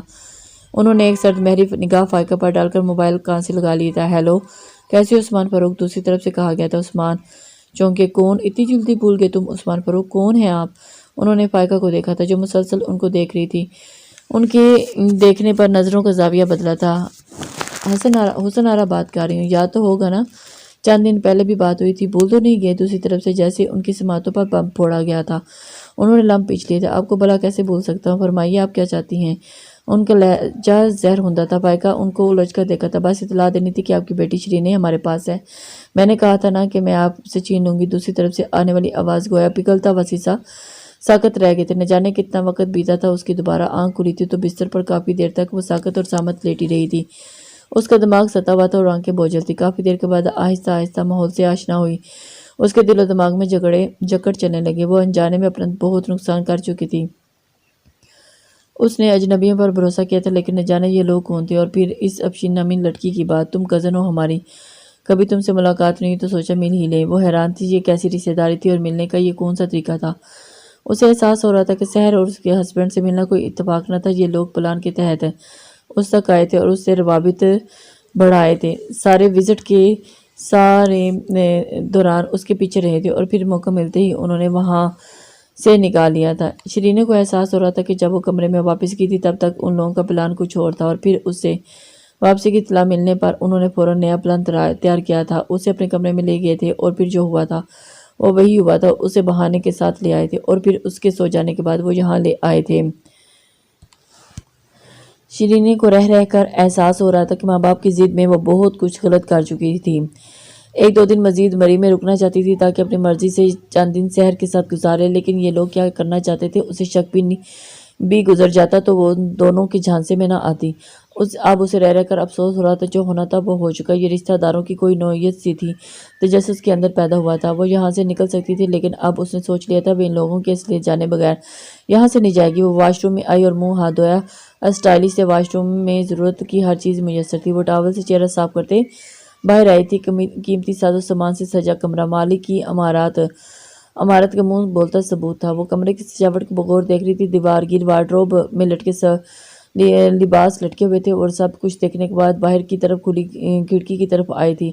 پردے کو ہٹا کر اس نے سلائڈ سرکائی تو جالی کی دوسری طرف کھلا آسمان اور خوبصورت لان کا منظر نگاہوں کے سامنے تھا۔ خوبصورت رنگا رنگ پودے اپنی بہار دکھا رہے تھے۔ وہ خاموشی سے ان کو دیکھتی رہی تھی۔ جذباتی لڑکی تھی، ہر چیز کو اپنی جذباتیت کی اینک سے دیکھتی تھی۔ اس نے سوچ لیا تھا کہ وہ جلد بازی نہیں کرے گی، وہ ہر بات کی گہرائی میں جا کر فیصلہ کرے گی۔ کافی دیر کے کھڑکی میں کھڑی رہی تھی۔ اسے عثمان فاروق کے ساتھ دونوں بھائی اور اکبر بھی یاد آیا تھا۔ اکبر کا خیال آتے ہی اس کے چہرے کے اعصاب کھنچنے لگے تھے۔ اتنا کچھ ہونے کے باوجود بھی اس کے دل و دماغ میں اکبر کے لیے جگہ نہ بن پائی تھی۔ وہ کھڑکی سے ہٹ کر واپس بستر کے کنارے آ بیٹھے تھے۔ کمرے میں ایک بڑے سائز کی LCD موجود تھی۔ اس نے اٹھ کر ریموٹ کنٹرول اٹھا لیا اور اس نے LCD آن کی تھی۔ مختلف چینلز کی سرچنگ کرتے ہوئے کافی دیر اسی میں مصروف رہی تھی اور ایک دم اسے باہر سے آوازیں آنی سنائی دی۔ فون اسکرین ریموٹ کرتے ہوئے بستر کے کنارے ایکٹیو ہو کر بیٹھ گئی۔ کچھ دیر کے بعد دروازہ کھلا اور کمرے میں افشین نامی لڑکی کے ہمراہ ایک درمیانی عمر کی خاتون اندر آئی۔ کیسی ہو؟ شیرین والہانہ انداز میں شیرین کی طرف بڑھی تھی۔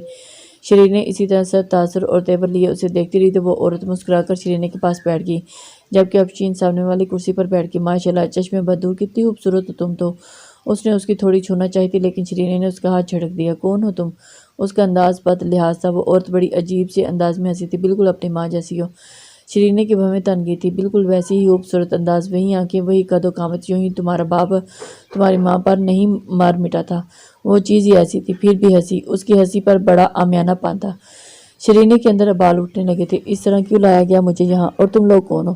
بے لجک انداز وہ عورت کہکا لگا کر ہنسی۔ خالہ ہوں تمہاری، خالہ۔ شیرین ششدر رہ گئی۔ عثمان نے ڈھال سے انداز میں بستر پر گرے تھے۔ حسن آرا اطلاع دیتے ہی کال بند کر چکی تھی اور عثمان ان کا پورا وجود پتھر کی مورت بن گیا۔ کیا بات ہے؟ کیا ہوا؟ کس کی کال تھی؟ فائقہ فوراً شوہر کے پاس آئی تھی۔ شوہر نے حالی آنکھوں سے بیوی کو دیکھا۔ کیا ہوا؟ بتائیں تو صحیح، کس کی کال تھی؟ فائقہ نے عثمان کے کندھے پر ہاتھ رکھا تو انہوں نے گہرا سا حسن آرا کی۔ حسن آرا کے نام پر فائقہ کا چہرہ ایک دم زرد ہوا تھا۔ حسن آرا؟ وہ بے یقین ہوتی۔ شیرین ان کے پاس ہے؟ عثمان کا انداز بہت نڈال سا تھا۔ کیا؟ فائقہ ایک دم سے منہ پر ہاتھ رکھی نفی میں سر ہلانے لگی۔ اپن کو کال کریں، وہ اسے فوراً بلوائیں۔ میں ان لوگوں کو کبھی نہیں چھوڑوں گی زندہ۔ میں ان لوگوں کو کبھی نہیں چھوڑوں گا، زندہ درگور کروا دوں گا سب کو۔ وہ ایک دم شدید غصے سے کہہ کر کمرے سے نکل گئے تھے اور فائقہ کا وجود جیسے ابھی تک زلزلوں کی زد میں تھا۔ شیرین حسن آرا کے پاس تھی۔ وہ ابھی تک یقین کرنے کو تیار نہ تھی۔ اسے اس کی ماں کے پاس لے چلتے ہیں، اس عورت نے کہا تو افشین کھڑی ہو گئی تھی، جبکہ شیرین اسی طرح بے حس و حرکت بیٹھی ہوئی تھی۔ حسن آرا نے اسے ایک دو پل دیکھا اور پھر اس کا کندھا ہلایا۔ میرا تو خیال تھا کہ تم بے خبر نہیں ہوگی کہ تمہاری ماں کون ہے۔ شیرین نے زخمی نگاہوں سے حسن آرا کو دیکھا اور پھر بہت تکلیف سے لب پینچھ لیے تھے۔ لیکن جان کر دکھ ہوا ہے کہ عثمان فاروق نے تمہیں کچھ نہیں بتایا، وہ کہہ کر ہنسنے لگے تھے۔ لیکن تو جیسے ہی شیرین کی آنکھوں میں خون اترنے لگا۔ میرے پاپا کو پتہ چل گیا کہ تم لوگ مجھے یہاں لے آئے ہو تو وہ تم سب کو زندہ نہیں چھوڑیں گے، وہ غصے سے بولی تھی۔ حسن آرا کھلکھلا کر ہنسی۔ تمہارا کیا خیال ہے؟ اتنے سالوں کی مسلسل خاموشی کے بعد اگر ہم نے کوئی قدم اٹھایا ہے تو بھی کیا حفاظتی اقدامات نہیں کیے ہوں گے؟ شیرین کینہ توز نظروں سے گھور رہی تھی۔ خیر، یہ جان کر خوشی ہوئی تم اس قدر لا علم نہیں ہو۔ اسے ماں آرا کے پاس لے چلو۔ حسن آرا پھر افشین سے مخاطب ہوئی تو اس نے شیرین کو دیکھا تھا۔ شیرین کے وجود میں عجیب سی توڑ پھوڑ شروع ہو گئی تھی۔ اس نے چند پل دونوں خواتین کو دیکھا اور پھر ان کے ساتھ چل دی۔ اسی بلڈنگ میں اسی طرف سے بنے کمرے میں آ گئی تھی۔ کمرے کے پاس آ کر شیرین کے دل و دماغ میں ایک عجیب و غریب سی جنگ چھڑ گئی تھی۔ افشین نے کہ کمرے سے دروازہ کھلا تھا اور کمرے کے نیم تاریکی تھی۔ شرینے کا دل مچلنے لگا تھا۔ وہ دونوں اندر داخل ہوئی تھی۔ آؤ نا، حسن آرا اس کا ہاتھ پکڑ کر اس کے ساتھ گھسیٹ لیا تھا۔ اب شرین نے آگے بڑھ کر لائٹس آن کی تھی اور کمرہ تیز روشنی میں نہا گیا تھا۔ شرینے کا وجود گویا پتھر بن گیا تھا اور اس کے سامنے بستر پر لیٹا ایک نحیف نزار وجود تھا۔ ماں آرا، دیکھو کون آیا ہے۔ وہ ماں آرا پر نگاہ پڑتے ہی شرینے کے اندر گویا زندگی اور اپنی موت آپ مرنے لگی تھی۔ ماں، اس کے ہونٹوں پر بے آواز نکلا۔ وہ عجیب سے بھیانک خد و حال والی لڑکی اس کی ماں تھی، انتہائی خوفزدہ چہرہ۔ ماہی کے بارے میں بتایا تھا نا، ہم اسے لے کر آئے ہیں۔ دیکھو تمہاری بیٹی کتنی خوبصورت ہے، بالکل تمہاری طرح، جوانی کا پرتو۔ اور ماں آرا، اس کا وجود گویا زلزلوں کی زد میں تھا۔ ماں رخ، وہ چیخ کر رونے لگی۔ حسن آرا کو گالیاں اور کوسنے دینے لگی تھی۔ کیوں آ گئی ہو تم یہاں؟ بھاگ جاؤ، یہ لوگ نہیں انسانی درندے ہیں، تمہارے جسم کی بوٹیاں نوچ نوچ کر کھا جائیں گے۔ بھاگ جاؤ یہاں سے، کیوں آئی ہو تم؟ یہ وہ ہذیانی انداز میں چلانے لگی۔ شرینے کے قدموں کو زمین سرکنے لگی۔ بکواس بند کرو، جان سے مار دوں گی تمہیں۔ وہ غم و غصے سے چیخنے چلانے لگی اور پھر گر پڑی تھی۔ چیخنا چلانا ختم ہو گیا تھا، اب وہ شدت سے رو رہی تھی۔ شٹ اپ، خبردار میری ماں کو ہاتھ بھی لگایا تو۔ شرین ایک دم سے ماں آرا اور حسن آرا کے درمیان آئی اور حسن آرا ہنسی تھی۔ بلے بھائی بلے، آتے ہی یہ انداز، میں تو گھائل ہی ہو گئی ہوں۔ دیکھ لے ماں آرا، تیری بیٹی تو تجھ سے بھی آگے ہے، اب عثمان فاروق سے مقابلہ کرنے میں مزہ آئے گا۔ وہ ہنس رہی تھی۔ شرینے نے اسے نظر انداز کرتے بستر پر بیٹھ کر ماں آرا کو سیدھا کیا تھا۔ آرام سکون سے اپنی ماں کا حال چال دریافت کر لو، میں شام کو چکر لگاؤں گی۔ تیرے باپ کو اطلاع دے دی ہے، اب وہ بھوکے شیر کی طرح تڑپتا ہوگا اور اس سے بچنے کے بھی سدباب کرنے ہیں اب ہمیں۔ وہ اس کا گال چھو کر کہتے افشین کے ساتھ چلی گئی تھی۔ دروازہ پھر سے لاک کر گئی تھی اور پھر لاک ہو گیا تھا۔ وہ اپنی ماں کو اس حال میں دیکھ کر بہت پریشان۔ ماں آرا نے بیٹی کو چند پل بغور دیکھا اور شدت سے رو دی تھی۔ کیوں آ گئی ہو تم یہاں؟ دھوکے سے لائی گئی ہوں۔ عثمان فاروق نے بڑے دعوے کیے تھے، تمہاری حفاظت نہیں کر سکا کیا وہ؟ شرین نے لب پینچ لیے تھے۔ یہ کیا حالت بنی ہوئی ہے آپ کی؟ کتنے ظالم ہیں یہ لوگ۔ ان لوگوں کے ہاں یہی دستور ہے، جو ان کی بات نہیں مانتا ان کا یہی انجام ہوتا ہے۔ ماں آرا کے آنسو تواتر سے بہہ رہے تھے۔ اور یہ آپ کا چہرہ، جب عثمان فاروق نے چھوڑا تھا تو دنیا میرے لیے اندھیرا تھی، اور اب ان لوگوں کے تقاضے مجھے منظور نہ تھے۔ میں نے تیزاب گرا لیا خود پر اور پھر سب کچھ ختم۔ مائی گاڈ، وہ ششدر سی بیٹھی رہ گئی۔ دیکھو یہ دیکھو۔ وہ پاگلوں کی طرح اپنے کندھوں اور بازوں کے کپڑے ہٹانے لگی تھی اور اس کے جسم کی طلب تھی۔ حسن آرا کو اور میں نے سب کچھ جلا کر راکھ کر دیا۔ شرین ایک دم ضبط کھو کر شدت سے پھوٹ پھوٹ کر رونے لگی تھی۔ عثمان فاروق مسلسل ٹہل رہے تھے اور فائقہ گمسم سی خوفزدہ نگاہوں سے سب دیکھ رہی تھی اور ابکن حیران اور شرمندہ تھا۔ بڑی عجیب سی کہانی تھی جو سننے کو ملی تھی۔ شرین فائقہ بیگم کی بیٹی نہ تھی بلکہ کسی اور ماں آرا نامی خاتون کی بیٹی تھی، اور شرین کا ایک نام معروف بھی تھا جو ماں آرا نے رکھا تھا۔ یہ بات اماں بھی اور بابا صاحب کے علاوہ دونوں پھوپھیاں اور اس کے والدین بھی جانتے تھے کہ عثمان صاحب نے اس کے ایک ایسے خاندان کی لڑکی سے شادی کی تھی جس کی معاشرتی حیثیت ایسی نہ تھی کہ کوئی صاحب عزت اس سے رشتہ داری قائم کرتا۔ مجھے لگتا ہے شرین یہ بات جانتی تھی، مجھے نہیں خبر اسے کیسے علم ہوا، لیکن شایان کی شادی کے بعد اس کا رویہ ایک دم بدل گیا تھا۔ ہو سکتا ہے شرین کے دوران اس نے کسی سے سن لیا ہو، لیکن مجھے اب یقین ہو گیا ہے کہ وہ یہ سب جانتی ہے، اس کی حقیقی ماں نہیں۔ فائقہ رونے لگی۔ افغان نے اسخت برہمی سے چچا کو دیکھا اور فائقہ کی زندگی کی تمام الجھی گرہیں اس کے سامنے کھلی تھی۔ فائقہ گریا، اس کا اضطراب، اس کو پریشان ہونا اب کچھ بھی مخفی نہ رہا تھا، اور اس نے ایک طرح امیز نگاہ عثمان فاروق پر ڈالی تھی۔ جو ہونا تھا ہو گیا، اب آگے کیا کرنا ہے؟ افغان نے براہ راست چچا سے پوچھا تھا۔ وہ رک گئے تھے۔ پولیس کی ریڈ ہوگی حسن آرا کے تمام ٹھکانوں پر۔ وہ بہت سنجیدہ تھے۔ اس نے فائقہ کو دیکھا تھا۔ میرا خیال ہے پہلے اماں بھی اور بابا صاحب کو بتا کر مشورہ لینا زیادہ مناسب ہے۔ یہ خاندان کی عزت کی بات ہے۔ جب ساری عمر اس طرح سے یہ بات چھپائی ہے تو اب اس موقع پر آ کر بے پرواہی نہیں برتنی چاہیے۔ حسن آرا بھی کوئی عام عورت نہیں، اتنا بڑا قدم اس نے یوں ہی نہیں اٹھایا ہوگا۔ عثمان نے بہت غصے سے اسے دیکھا تھا اور اسی وجہ سے آپ سے مشورہ نہیں مانگا میں نے۔ میری بیٹی اس عورت کے پاس ہے جس سے مجھے کسی بھی نیک عمل کی توقع نہیں ہے۔ اس عورت کو زندہ نہیں چھوڑوں گا۔ اب وہ بہت غصے سے کہا تھا۔ انہوں نے فائقہ سے لب پینچ لیے تھے۔ بھانجے کے سامنے یوں ذلیل ہونا اس کی آنکھیں بھر آئی تھی۔ خالہ جان، ایسی کوئی غیر معیوب بات نہیں کی، بابا صاحب وغیرہ سے مشورہ لینا چاہیے، سنجیدگی سے کہا تھا۔ انہوں نے سنجیدگی سے اسے دیکھا اور افغان کی بات کی بہت عزت کرتے تھے، اور اب سب کچھ رشتہ ایسا بن گیا تھا کہ وہ کچھ بھی کہہ نہیں سکتے تھے۔ ہمیں بہت سوچ سمجھ کر قدم اٹھانا ہوگا چچی جان کی بات 100% ٹھیک ہے۔ حسن آرا کوئی عام عورت نہیں، اور نہ ہی آپ کی مالی حیثیت سے بے خبر ہے۔ اس کو اتنا بڑا قدم یوں ہی نہیں اٹھا لیا۔ وہ آنے والے الیکشنز میں آپ کی سیٹ کنفرم ہے، اور ایسے لوگ کچھ بھی کر سکتے ہیں۔ عثمان فاروق بڑے مزمحل انداز میں صوفے پر بیٹھے تھے۔ شیرینی کی شخصیت کا پہلو اس کے لیے بالکل نیا اور نہایت